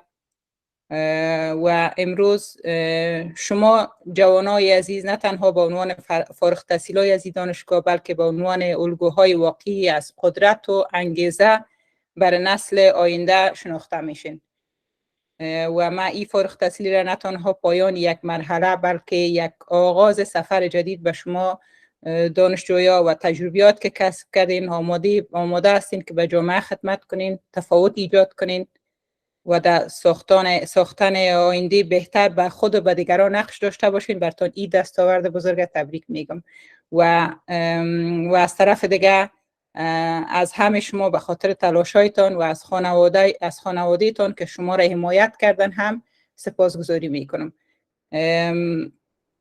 و واضح است که من حیث یک استاد افتخار دارم که شما را با وجودی که وقت کم میشه ما در این مرحله بر شما تدریس کردیم و ما در این موفقیت بزرگ بیشتر به ما هم خود سهیم میدونم به این موفقیت بزرگ شما و به تک تک شما ما تبریک میگم، مبارکباد میگم با امید آینده روشن برای هر یک از شما.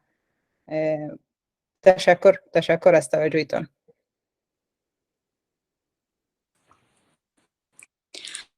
خدا میگه تو ای زیباتر از خورشید زیبایم، تو ای والاترین مهمان دنیایم، تو ای انسان بدان آغوش من باز است. شروع کن یک قدم با تو تمام گام های مانده اش با من. جهان سپاس از سخنان ارزشمند محترم بوهنمل نظیفه فقیریار رئیس دانشکده فارمسی دانشگاه آنلاین زن. در این قسمت برنامه در کمال ارادت و اخلاص دعوت می داشته باشیم از شخصیت ارزشمند و فرهیخته بانوی توانا محترم بانو لینا روزبه حیدری از مهمانان ویژه برنامه امشب ما تا ما را از کلام ارزشمندشان مستفید بسازند. ممنون و تشکر از شما. سلام به بزرگی مقاومت، توانایی و پشتکار شما دخترای بسیار بسیار فعاله که قوت قلب ما هستین. ممنون و سپاس از اینکه به ما وقت دادین که در این گرد همایی با شما باشم و چه گرد همایی بهتر از اینکه ما شاهد فراغت یک گروه از خانم ها و دخترای بسیار با دانش و توانا و با پشتکار سرزمین ما هستیم که به آسانی دست از درس و تحصیل بر نداشتن. صادقانه اگر ما امروز بخوایم در اوضاع و وضعیتی که افغانستان در او قرار داره بخوایم شجاعترین زنها و دخترها را در جهان معرفی کنیم، من فکر میکنم دخترای افغان در صدر از او قرار دارن که شما با تمام محدودیت ها، با تمام فشارهای روانی، با تمام مشکلاتی که دارین، هنوز هم در این فرصت بسیار کوتاه که هنوز 3 سال میشه تانستین که یک دانشگاهی را ایجاد کنین و بعد از این دانشگاه با افتخار همگی شما فارغ شوین. راه علم و دانش راه است که من فکر میکنم کسایی که جوینده از او هستن، کسایی که او را میخواین، با آسانی چیزی نیست که کسی بتونه از اونا بگیره. و دخترای افغانستان هم ایره ثابت کردن که بله قانون ها ممکن سیاست ها تفاوت کنه، حکومت ها از بین بره، ولی علم و دانش که حق اولیه و انسانی همگی ماست، چیزی است که هیچ کس او را از زن و دختر افغانستان گرفتن نمیتونه. و این مراسمی که ما امروز در جمع شما هستم مصداق همه است که هر وقت خواهش و تقاضای برای علم و دانش باشه، راه را انسان ها میابن که او را به دست بیارن و دختران افغانستان با استفاده از تکنولوژی تونستن که به دستاورد برسن.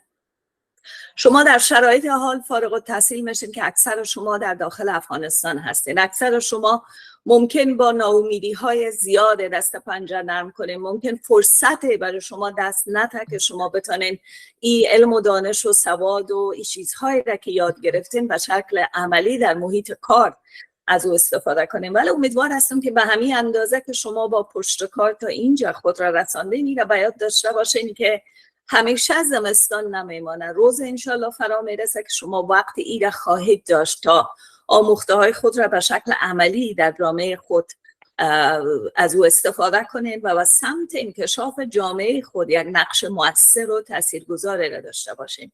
چرا که همگی ما میفهمیم که نفوس افغانستان اکثریتش زناست و وقتی که یک کشور دارای نفوس گسترده از زنان و به خصوص زنان جوان، این زنان را از درس و تحصیل، از کار و پشت کار باز داره و جامعه و سمت سقوط میره و هیچ وقت با موفقیت نخواهد رسید.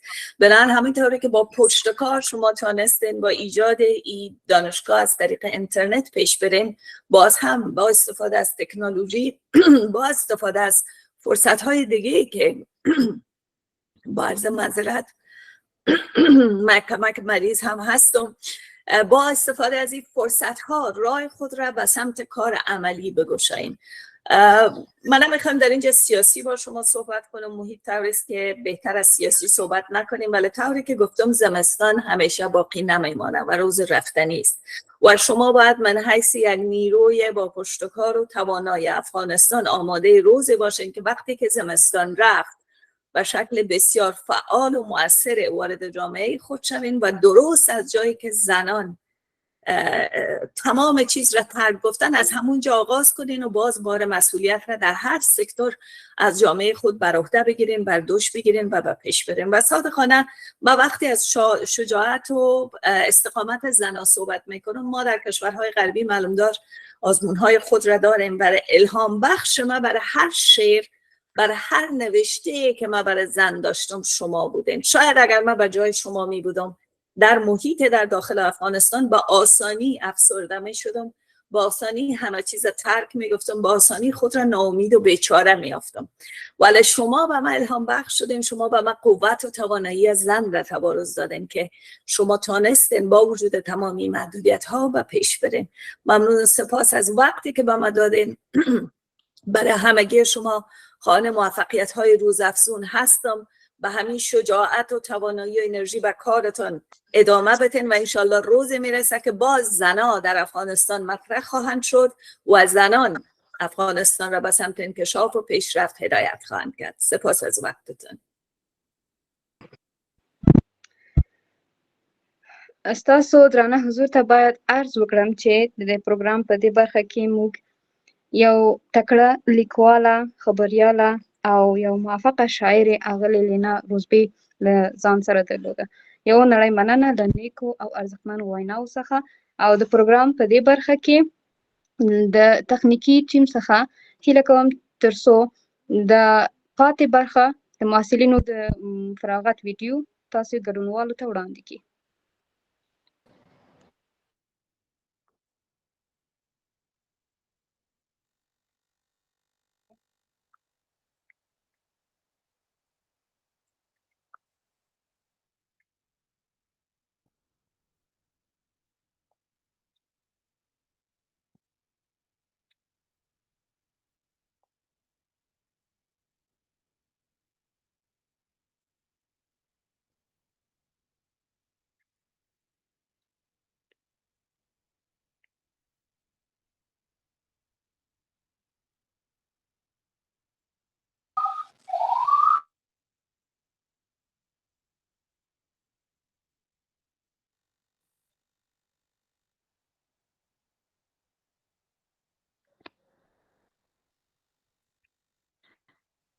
تشکر میکنم از سخنان ارزشمند محترم بانو لینا روزبه از روزنامه‌نگاران موفق کشور. همکاران بخش تکنیک اگر ویدیو آماده است لطفاً نمودن شروع بکنید، بیشتر صدا نداشتیم. در حال حاضر هم صدا نیست، ویدیو صدا نداره. همکاران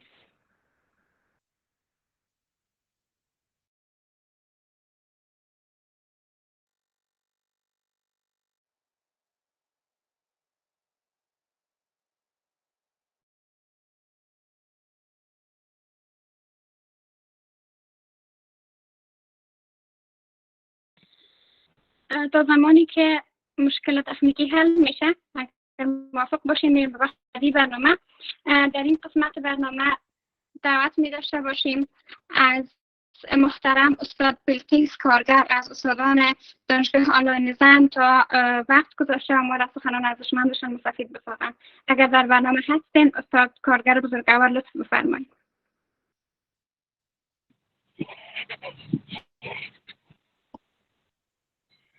سخت است قلم باشی و دلتنگ نباشی، با تیغ مدار را کنی و سنگ نباشی.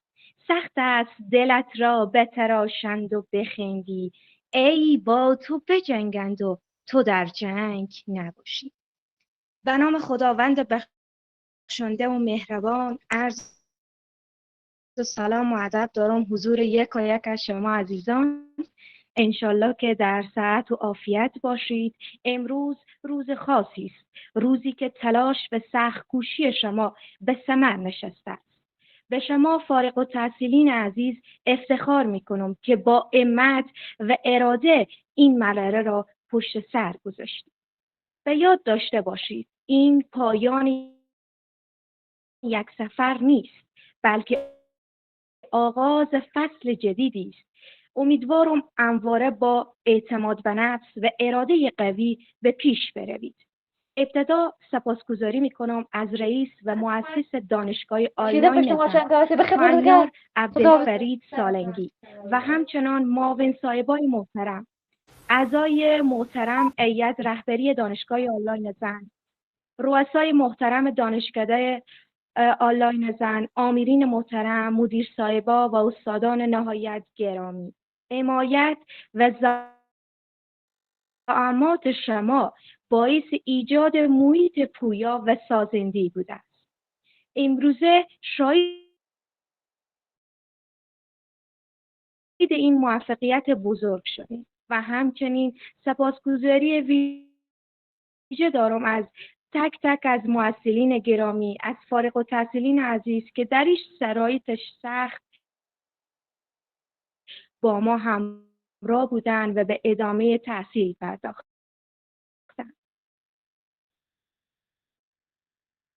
باز هم مجددا تبریک میگم به تک تک از شما فارغ التحصیلین عزیز. برایتان آرزوی موفقیت بیشتر دارم.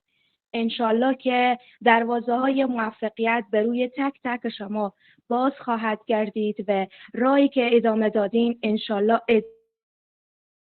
ادامه بدین و به موفقیت برسین. سپاسگزارم از همه شما.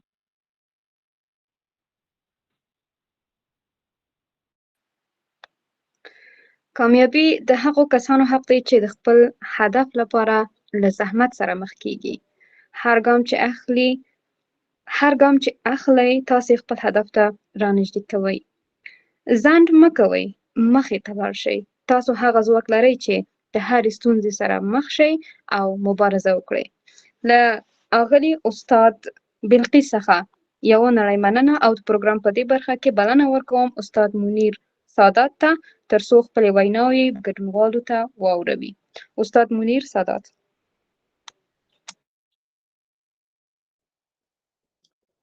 دانشیان عزیز، همکاران گرامی، مهمانان محترم، سلام و درود بر شما. امروز روز بسیار ویژه و پر افتخاری است. ما اینجا جمع شدیم تا جشن فراغت شما دانشیان گرامی از دانشگاه آنلاین زن را برگزار کنیم.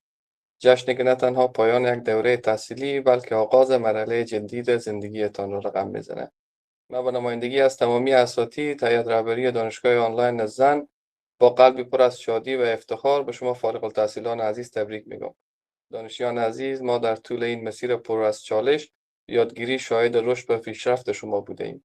شما نه تنها در حوزه‌های علمی خود پیشرفت کردین بلکه به عنوان انسان‌های مسئولیت پذیر و متعهد به جامعه نیز رشد کردین. هر یک از شما با پشتکار و اراده که نشان دادید به ما یادآوری کردید که آموزش هیچ حد و مرزی نداره و هیچ مانع نمیتواند جلو پیشرفت و تعالی را بگیره. امروز شما نه تنها با عنوان فارغ التحصیلان این دانشگاه بلکه به عنوان سفیران علم و آگاهی در جامعه نقش بسیار مهمی را ایفا خواهید کرد. ما به شما افتخار میکنیم و مطمئن هستیم که شما با دانش و مهارتی که به دست آوردید تاثیر مثبتی در جامعه خواهید داشت و به الگویی برای زنان و دختران دیگر تبدیل خواهید شد. اگرچه محدودیت‌های زیادی را شما متحمل میشین ولی محدودیت‌ها انشالله مقطعی است و شما از داشته‌هایی که در دانشگاه آموختین استفاده میکنین در جامعه و باعث پیشرفت جامعه میشین. این فراغت نقطه شروعی است برای شما. امروز شما به مرحله جدیدی از زندگی پا میگذارین، مرحله که در آن علم و دانش شما به ابزارهای برای ایجاد تغییرات مثبت در افغانستان و جهان تبدیل میشه. بدانید که هر کجا که باشید همیشه بخشی از دانشگاه آنلاین زن خواهید بود و تمامی هیئت علمی و هیئت رهبری دانشگاه آنلاین زن و اساتید شما در حمایت از شما هیچگاه کوتاهی نخواهند کرد و همیشه حامی شما و پشتیبان شما خواهد بود. در پایان مایلم از تمامی همکاران عزیز ما که در این دانشگاه با تعهد و دلسوزی با آموزش و تربیت شما پرداختند تشکری کنم.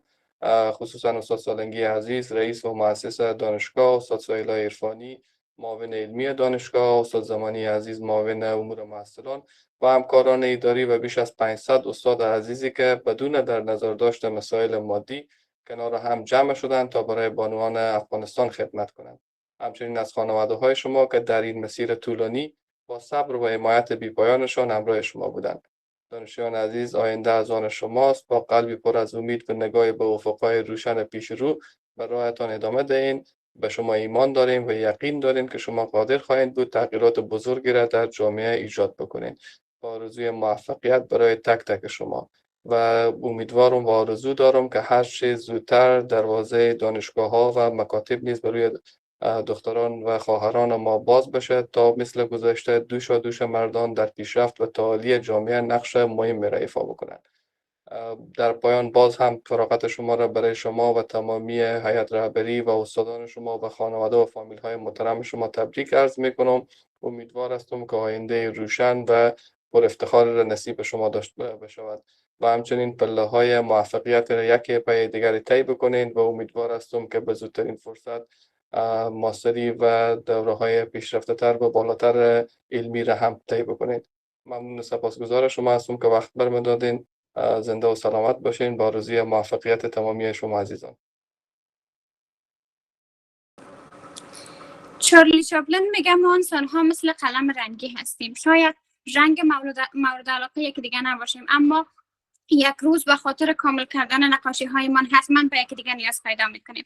تشکر میکنم از سخنان ارزشمند محترم استاد منیر سادات از استادان ارزشمند دانشگاه آنلاین زن. در این بخش برنامه از همکاران بخش تکنیک ما تقاضا دارم که ادامه ویدیوی صدا و آواز محصلین و پیام های زیبایشان را اگر آماده هست برای ما نشر بکنند. همکاران بخش تکنیک ویدیو اگر آماده است لطف کنید.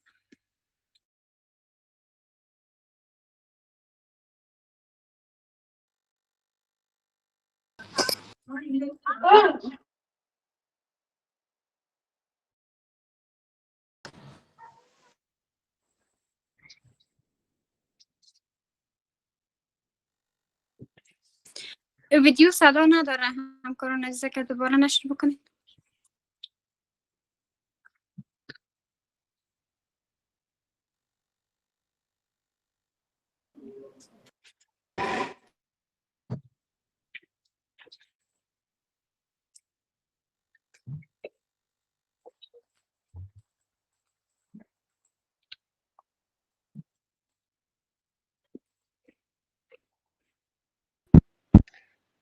له چا سره چې عقل نه وي له هغه سره ادب نه وي، له چا سره چې همت نه وي له هغه سره کامیابي نه وي، او له چا سره چې دین نه وي له هغه سره حیا نه وي. د پروګرام په دې برخه کې بلنه ورکوم استاد صدف خرمی ته تر څو په خپلو نیکو خبرو زموږ غوږونه ونازوي. استاد صدف خرمی.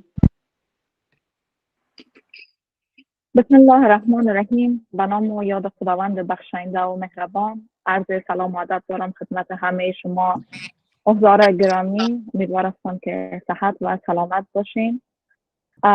این جای بسیار خرسندی و افتخار است برای من که من امروز در محفل فراغت دانشجویان گرامی دانشگاه آنلاین زن حضور پیدا کردیم و همه ما اینجا گرد هم آمدیم که تلاش ها، زحمات و کارکردهای شما را تجلیل کنیم.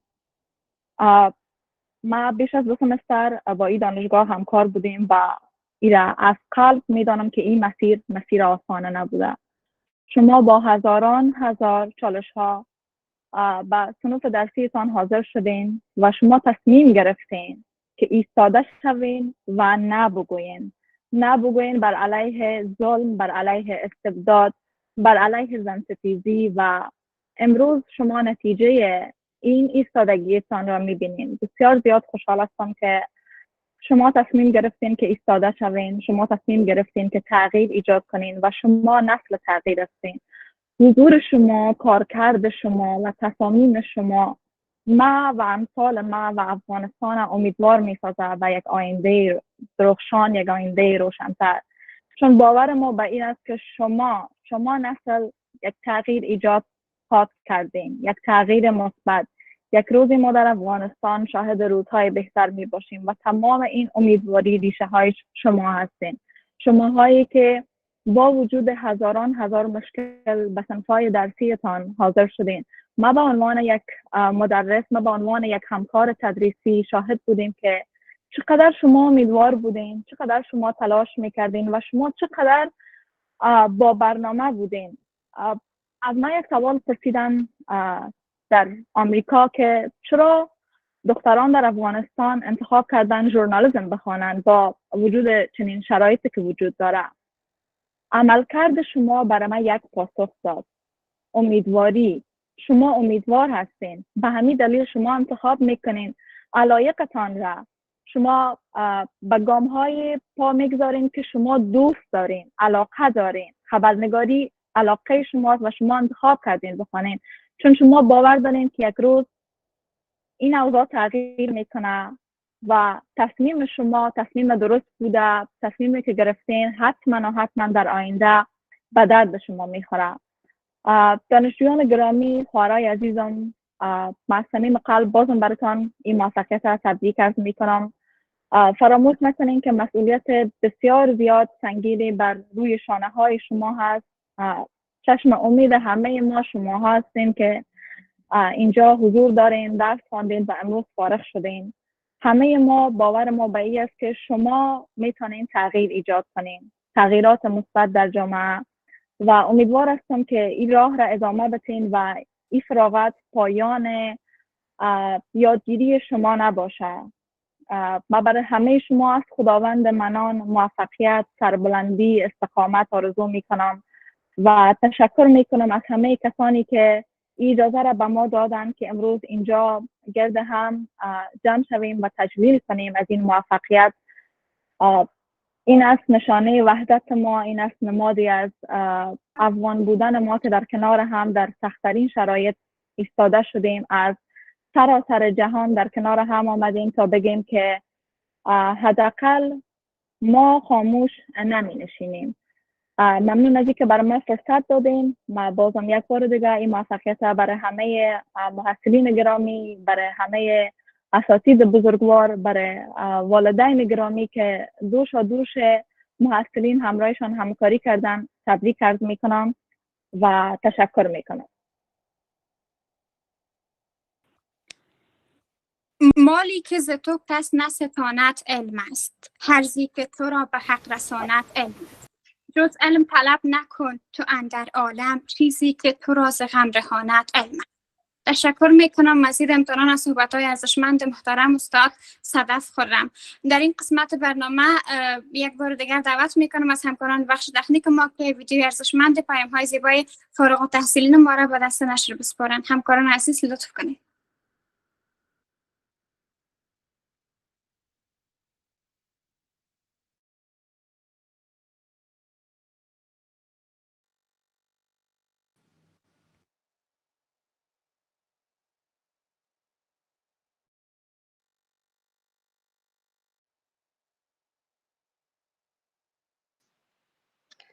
کوربه ده زموږ هر څوک چې میلمه ده زموږ.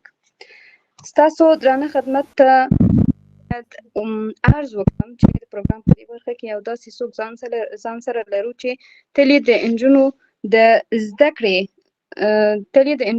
ته پاملرنه کړې ده او د ښځو او نجونو پرمختګ ته د پام وړ او قوي نظر لرلی ده. له د ژبې او ادبیاتو له محترم رئیس صاحب استاد سعدالدین محمدي ته بلنه ورکوم ترڅو له خپلو خوږو او نیکو خبرو موږ هم برخمن کړي. استاد سعدالدین محمدي. صدای مرد دارین؟ بله رئیس صاحب. تشکر بسیار زیاد. بسم الله الرحمن الرحیم. اقرأ باسم ربک الذی خلق الانسان من علق. سلام خدمت رئیس صاحب محترم، معاون صاحب‌های محترم، مهمانان عزیز، همکاران عزیز و همه فارغ التحصیلان ارجمند که امروز فارغ میشن. خیلی خوشحال هستم که در چنین روزی با شما هستم. چند روز قبل من یک ویدیو را دیدم. خب در ویدیو یکی از کسایی که مهمان بودن آمده، خیلی تأسف خوردم و از تلویزیون هم من خیلی شکایت داشتم. خب خفه بودم که چرا چون آدمایی را شما میارین در حالی که ما دین اسلام دین باشکوه ساینس هست و دین است که از ساینس بحث میکنه. موضوعات یاد شده که 14 قرن قبل او را وقت قرآن بحث کرده بود ولی فعلا نو تثبیت میشه، نو دانشمندان به این نتیجه میرسن که خب گفته های قرآن درست بود. خیش به هر صورتش امروز به من افتخار بزرگی است که در جمع شما حضور دارم و این روز ویژه که به مناسبت فراغت شما محصلین عزیز برگزار شده من اینجا سخنرانی میکنم. البته که آجنده هم شامل من نبودم ولی کمک واسطه بازی کردم. این لحظه خیلی خوشحال هستم و ثمره تلاش ها، شب بیداری ها و پشتکار شماست. از این رو ابتدا به شما تبریک میگم و سپس تلاش های خستگی ناپذیر شما را برای رسیدن به این نقطه من واقعا قدردانی میکنم. شما به انتخاب تحصیل در شرایطی که به سادگی میتونستین که تسلیم ناامیدی ها شوین نشان دادین که براستی مصمم و متعهد به آینده خود و جامعه هستید. هر یکی از شما نمادی از قدرت و استقامت زنان افغانستان هستید. در این دوران سخت شما نه تنها به تحصیل نمودید بلکه برای آینده بهتر در برابر چالش‌های بیشمار ایستادگی کردید. به عنوان رئیس دانشکده زبان ادبیات دانشگاه آنلاین زن همواره شاهد تلاش‌های شما بودیم، شاهد تلاش‌های همه محصلان ما بودیم. شما نشان دادین به هیچ مانع نمیتونه جلوی شما، جلوی پیشرفتتان و جلوی آرزوهای شما قرار بگیره. و درسی که من از شما مختم، من یک چیزی که از شما مختمی است که با ایمان به خود هر غیر ناممکنی ممکن میشه. اما نمیتونم که با شرایط فعلی افغانستان هم صحبت نکنم. امروز در حالی که ما موفقیت‌های شما را جشن میگیریم، بسیاری از دخترای در سراسر کشور از حق تحصیل محروم هستند. این واقعیت تلخ قلب هر یک از ما را به درد میاره. در دنیایی که آموزش و تحصیل یکی از حقوق اولیه انسانی به شمار میره، محرومیت از این حق تحصیل نه تنها مانع پیشرفت فردی بلکه مانع پیشرفت جامعه میشه.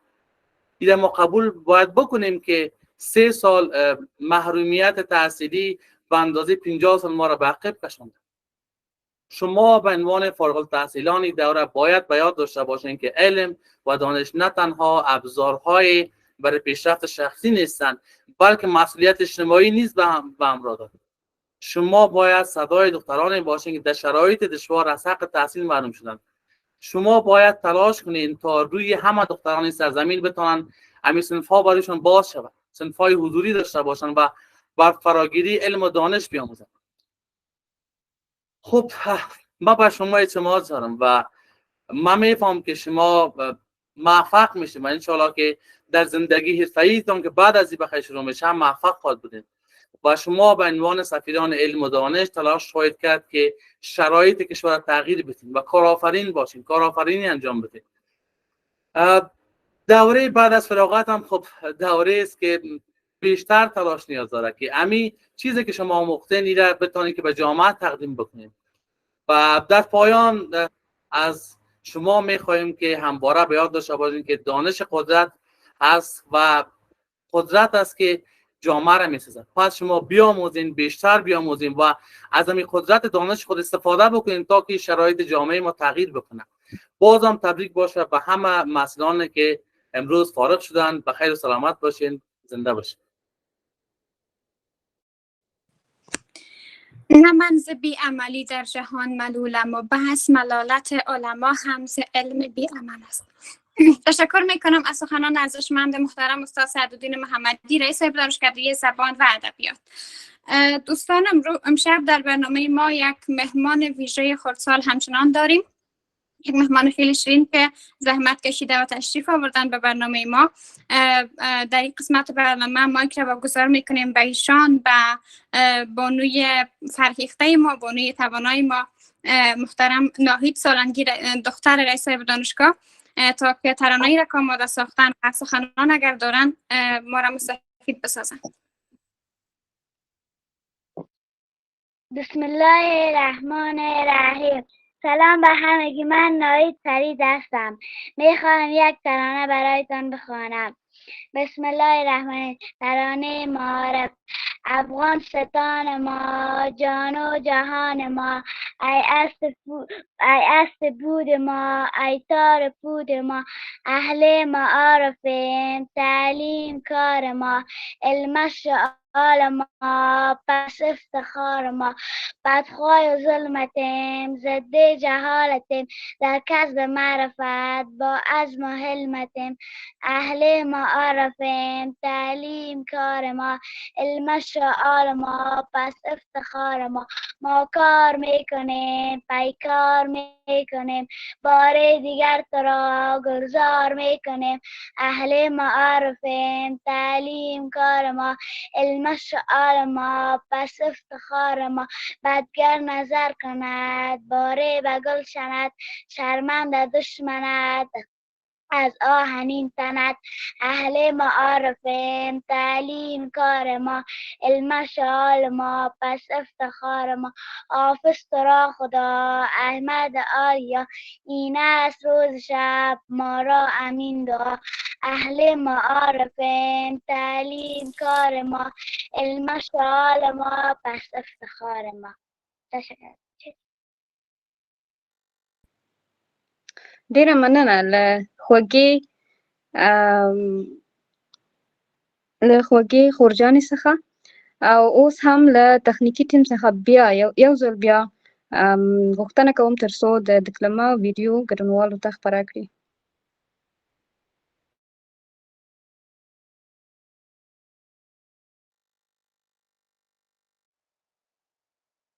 ولی فکر میکنم میطلبید که این مهمان کوچک پر استعداد خود یک مقدار بیشتر تشویق بکنیم. همه کسانی که در جلسه هستم در سنین بالا هستم، ولی که یک کودک اینقدر با استعداد تونسته آمده و اینقدر قشنگ صحبت کرده، فکر میکنم تشویق بیشتر میطلبه. امیدوار هستم با ریاکشن های بیشتر محصلین ناهید عزیز ما بیشتر تشویق بشه و بیشتر هم شاهد حضوری رو باشیم. من که خیلی لذت بردم، برای اولین بار ریاکشن زدم در برنامه. تشکر از شما. اگر مرا اجازه بدین که یک تشویق کوچک داشته باشم به ناهید جان عزیز بسیار زیاد تشکر ناهید جان که آمدی، لطف کردی، برای کل ما افتخار بخشیدی و نشان دادی که چقدر یک دختر با استعداد هستی و تشکر. این شعرت قلب ما و تمام حاضرین در این برنامه را لمس کرد. مرا بردی به دوران کودکیم، روزایی که ما می شیره می خواندم با همکلاسی های کوچکم، وقتایی که ما در سن خودت بودم و بسیار زیاد ازت تشکر می کنم. بسیار مقبول شیره خواندی. برای آینده درخشان از خداوند آرزو می کنم و موفق باشی. تشکر از شما. به نظر میرسه مثل پدر هم به همین اندازه با استعداد و توانمند در صحبت کردن ناهید عزیز ما باشه. واقعا تبریک میگم هم به پدر و هم به مادر عزیز ناهید. امیدوار هستم که آینده ناهید و همه فرزندان افغانستان به روشنی و زیبایی خودی باشه.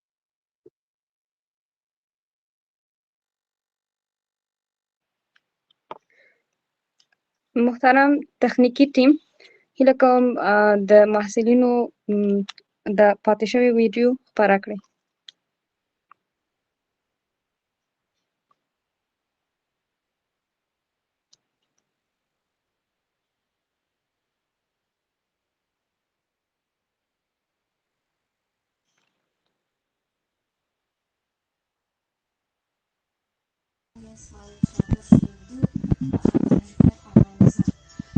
تشکری خاص میکنم از فرهنگ عبدالفرید سالنگی به بنیاد دانشگاه آنلاین زن نده باشم. دقیق همون روزایی که ما از درس تعلیم باز ماندیم و همچنان یک تشکری خاص از تمام پرسنل، از تمام تیمی که دست به دست هم دادن برای ما تدریس کردن و از تیم موفق که تا این مدت ما رو راهنمایی کردن و برای ما تدریس کردن و دست به دست هم دادن، بخش اداری شورا پیش بردن. واقعا تشکری و سپاسگزاری میکنم. فارغ التحصیل از رشته ژورنالیسم دانشگاه آنلاین زن.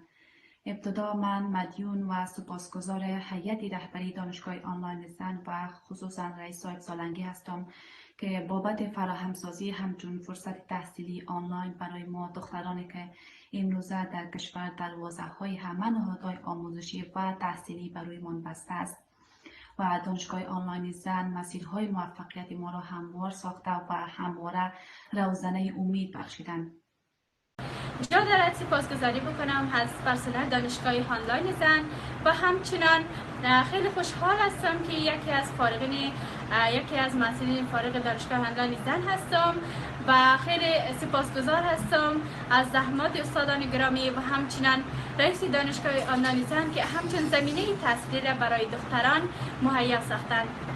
ولایت بدخشان یکی از فارغین دانشگاه آنلاین زن. من قبلا 6 سمستر را در دپارتمنت ژورنالیسم دانشگاه ولایت بدخشان درس می‌خواندم.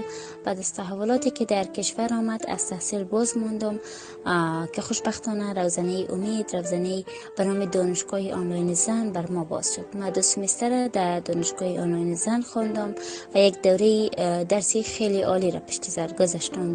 آنلاین زن دانشکده اقتصاد دپارتمنت اداره و مدیریت.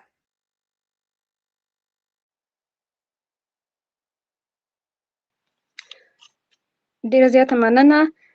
یو ځل بیا هم له تخنیکي ټیم څخه هیله کوم ترڅو د کلمې ویډیو ګډونوالو ته خپاره کړي.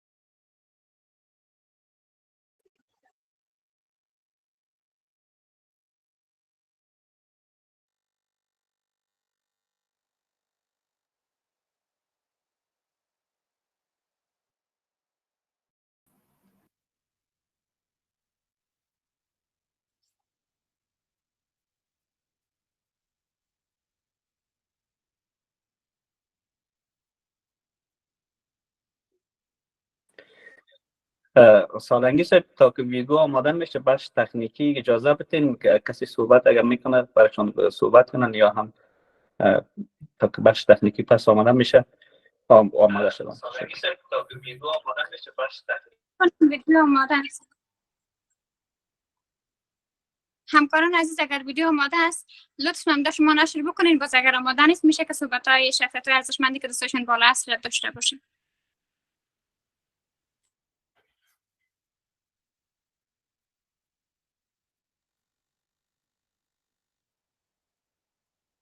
تا زمانی که ویدیو آماده میشه اینجا دست شخصیت‌های ارزشمند ما بلند هست، من نامشون میگیرم میتونن صحبت بکنن. استاد پرواز گرامی شما صحبت بکنین. همکاران عزیز اگر مایک را از همه مایک را باز بکنین ممنونتان میشم.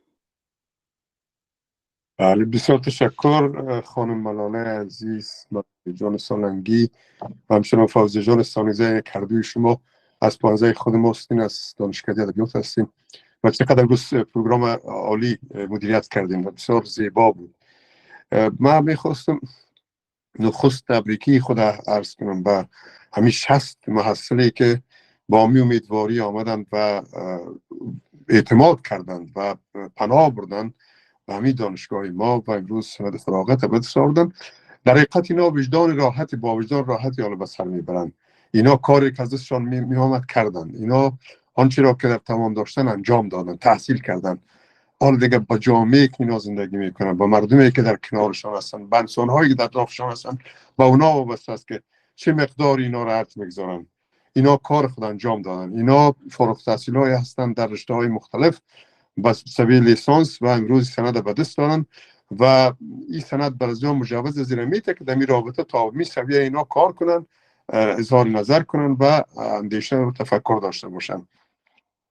من واقعا برای این 60 دختر بانو محصل تبریک میگم.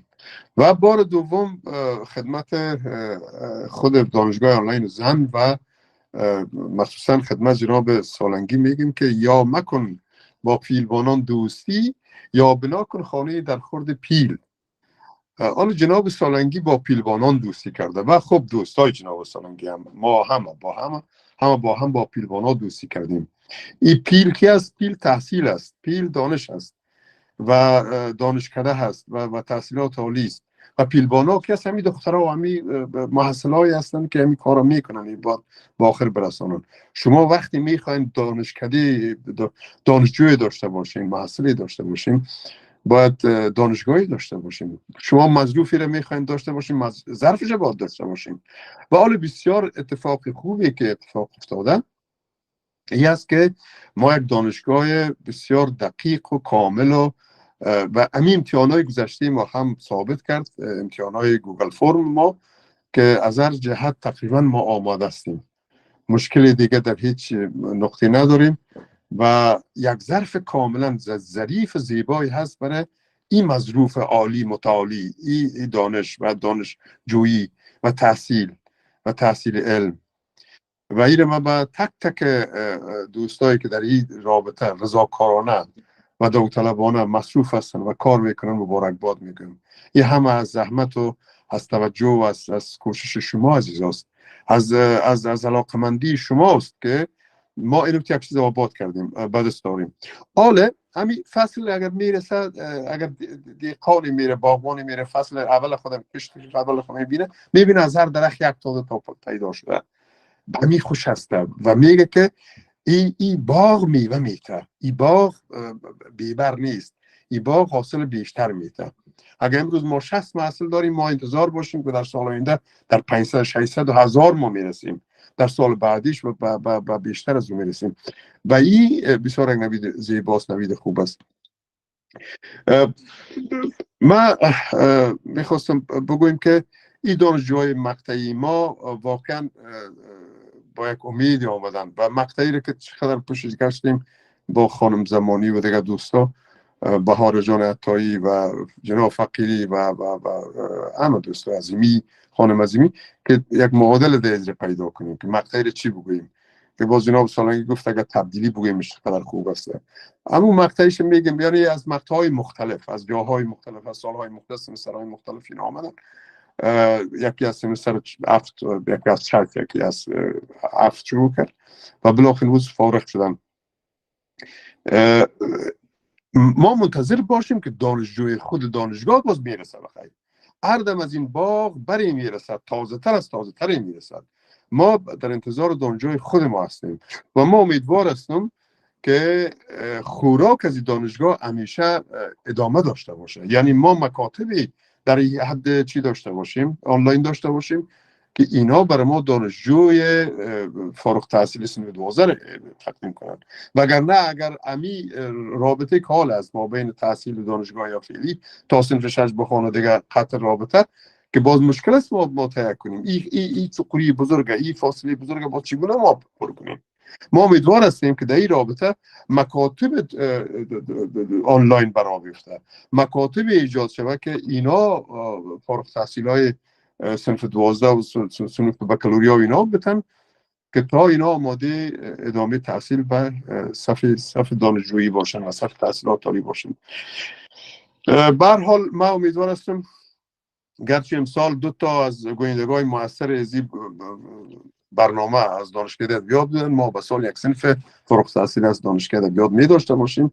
ما میال یک سمستر 8 داریم و این به این معناست که ما به سال هم دانشجوی فراغت می داشته باشیم و ما به افتخار اونا رو جشن میگیریم. ما به تک تک این دوستا تبریک میگم و از میمونای هم تشکر میکنیم که حضور یافتن. امروز میمونای سرشناس و واقعا قابل قدری ما داشتیم که نامشون بسیار مشهور هستن، هم در کابل و هم در افغانستان، هم در جامعه ملل، همه جای بسیار عزت کردن، لطف کردن که حضور یافتن. و از خود جناب سالنگی و معاونان بزرگوارشان، خانم عرفانی و خانم زمانی و بانو عطایی و خانم سالنگی و بانو ایدری و ده ها استاد، جناب فقیری، جناب سانگزی و همه دوستایی که در این رابطه سخت تلاش میکنن، من سپاسگزار هستم و خود ما یک کوچکتان در کنار شما هستیم. بسیار تشکر. مزید امتنان از سخنان ارزشمند شما جناب استاد بوهنمل حسین پرواز از استادان ارزشمند دانشکده زبان ادبیات. دوستان به خاطر از اینکه وقت برنامه کم است فقط 2 سخنرانی دیگر می داشته باشیم. از استاد محمد حلیمی خواهشمند هستیم که با در نظر داشته وقت سخنانشان را ارائه بدارن. استاد حلیمی بزرگوار بفرمایید. بسم الله الرحمن الرحیم. درخت تو گر بار دانش بگیرد و زیر آوری چرخی نیلوفری را. جناب پوهنیار استاد فرید سالنگی، رئیس و مؤسسه دانشگاه آنلاین زن، هیئت علمی، اساتید، رؤسای دانشکده ها و دپارتمان ها، محصلین عزیز، السلام علیکم و رحمت الله و برکاته. افتخار دارم که در مدت 1 سمستر قبل که همکار دانشگاه آنلاین زن بودم و در خدمت دختران افغانستان، دخترانی که استادن و روی پای خود استاد شدن و برای آینده خود استادگی میکنند. ما افتخار ایره داریم که در مدت 1 سمستر بیشترین انگیزه برای ایجاد شد که هنوز هم صدای وجود دارد و هنوز هم صداهای رسایی از گوشه گوشه کشور، از حلقوم زنان رنجیده و مظلوم افغانستان بلند هستند که صدایشان جز علم، دانش اندوزی، جز توسعه و پیشرفت برای کشورشان و برای مردمشان چیز دیگری و پیام دیگری نمی داشته باشند. امروز هم ما افتخار داریم که در جمع همه اندیشمندان، اساتید گرامی، دانشجویان عزیز خود قرار دارم و پیام مهم معی هستند که خانمای عزیز، دختران افغانستان، دخترانی که شما صدای شما مردانه تر از هر مردی امروز بلند هستند و صدایتان انشاءالله خاموش نخواهد شد و ما در کنارتان استاد هستیم و در این صدا و در این پیام شما ما از هر کسی دیگر کرده، یعنی ما مردان افغانستان باید پیشقدم باشیم و قربانی راه علم و دانش و علمندوزی مردانی باشد که توانی برای مبارزه دارد. شما مبارزانی هستین و کسانی هستین که با علم و دانش و با دانشگاهتان افغانستان را، کشورتان را، مردمتان را به سوی روزنه های امید پیش میبرید. جناب استاد سالنگی، بسیار خوشحال هستیم که شما رهبری جمع را میکنید که در بدترین شرایط امروز اینها استادگی میکند و در بدترین شرایط اینها امروز در تمام گوشه و کنار افغانستان شبها دختران ما، دانشجویان ما بسیار خاطرات از یک سمستر هم داریم، خاطرات زیادی داریم که دختران ما بالای بام ها رفته، بالای کوه ها رفته، نیت خود فعال میکنه تا از درس استاد، از دانش استاد و از راهنمایی های استاد خود اینها استفاده بکنه.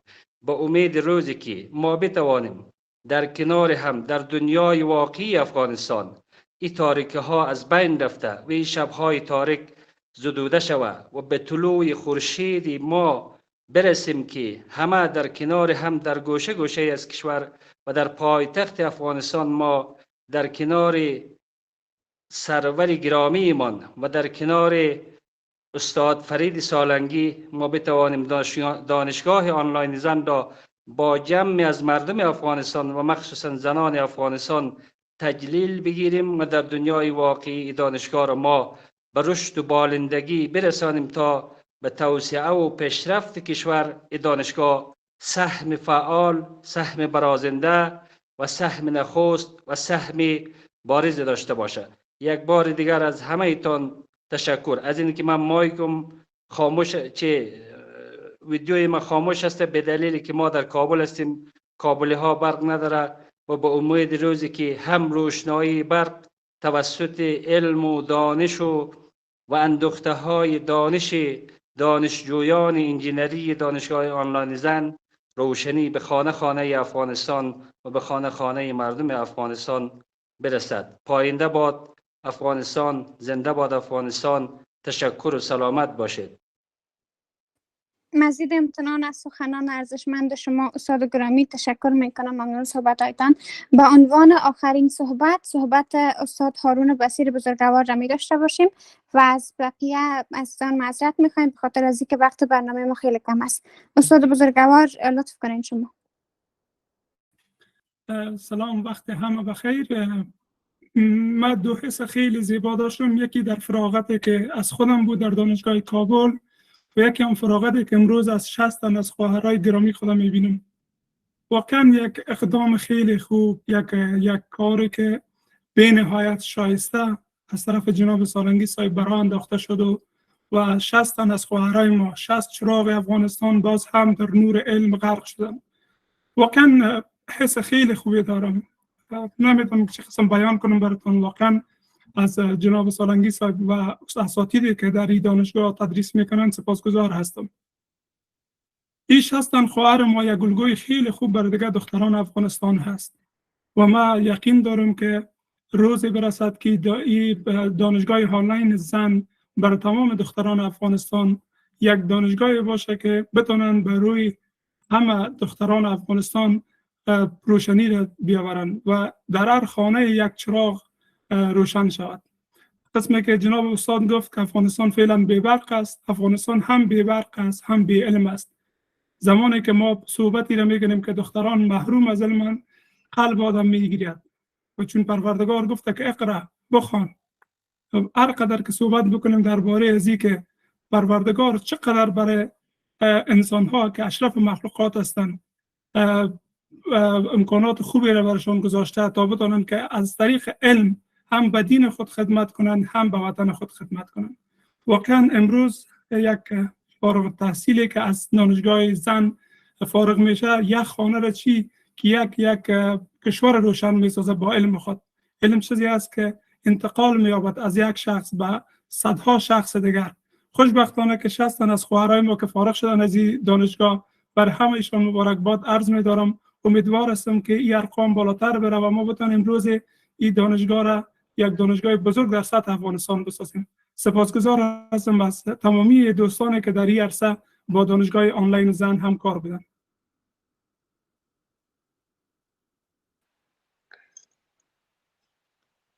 زه هم په خپل وار سره له ټولو ګډونوالو څخه ډیره زیاته مننه کوم او د مشکلاتو د پیښېدو نه ډیره زیاته بخښنه غواړم او د پروګرام په اخیری لحظو ته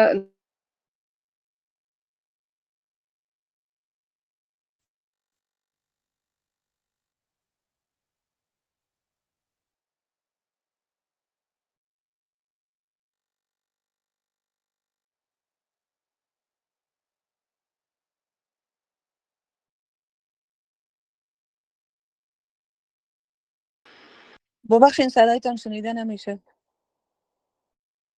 تشکر میکنیم. ممنون حضور پربار همه شما عزیزان که تا ختم برنامه با ما همراه بودین و همراهی کردین و همچنان معذرت میخوایم از کسانی که دستشان بالا ماند و صحبتشان نگرفتن نتونستیم و همچنان از مشکلاتی که بابت حجم زیاد اشتراک کنندگان در برنامه پیش شد و باز هم تبریک عرض میکنم فارغ التحصیلان دانشگاه آنلاین زنده و امیدوار هستم که با امید موفقیت های مزیدشان در آینده همچنان هستیم از تمام محصلین عزیز ما و باز هم خوش آمدید میگم به حضور تک تک شما عزیزان و ارجمندان. وقتتان خوش. به ختم برنامه امشب ما رسیدیم. تا یک برنامه دیگر از دانشگاه آنلاین زن همه شما عزیزان را به خداوند منان امانت میکنیم. شب و روزتان خوش. خدا نگهدار.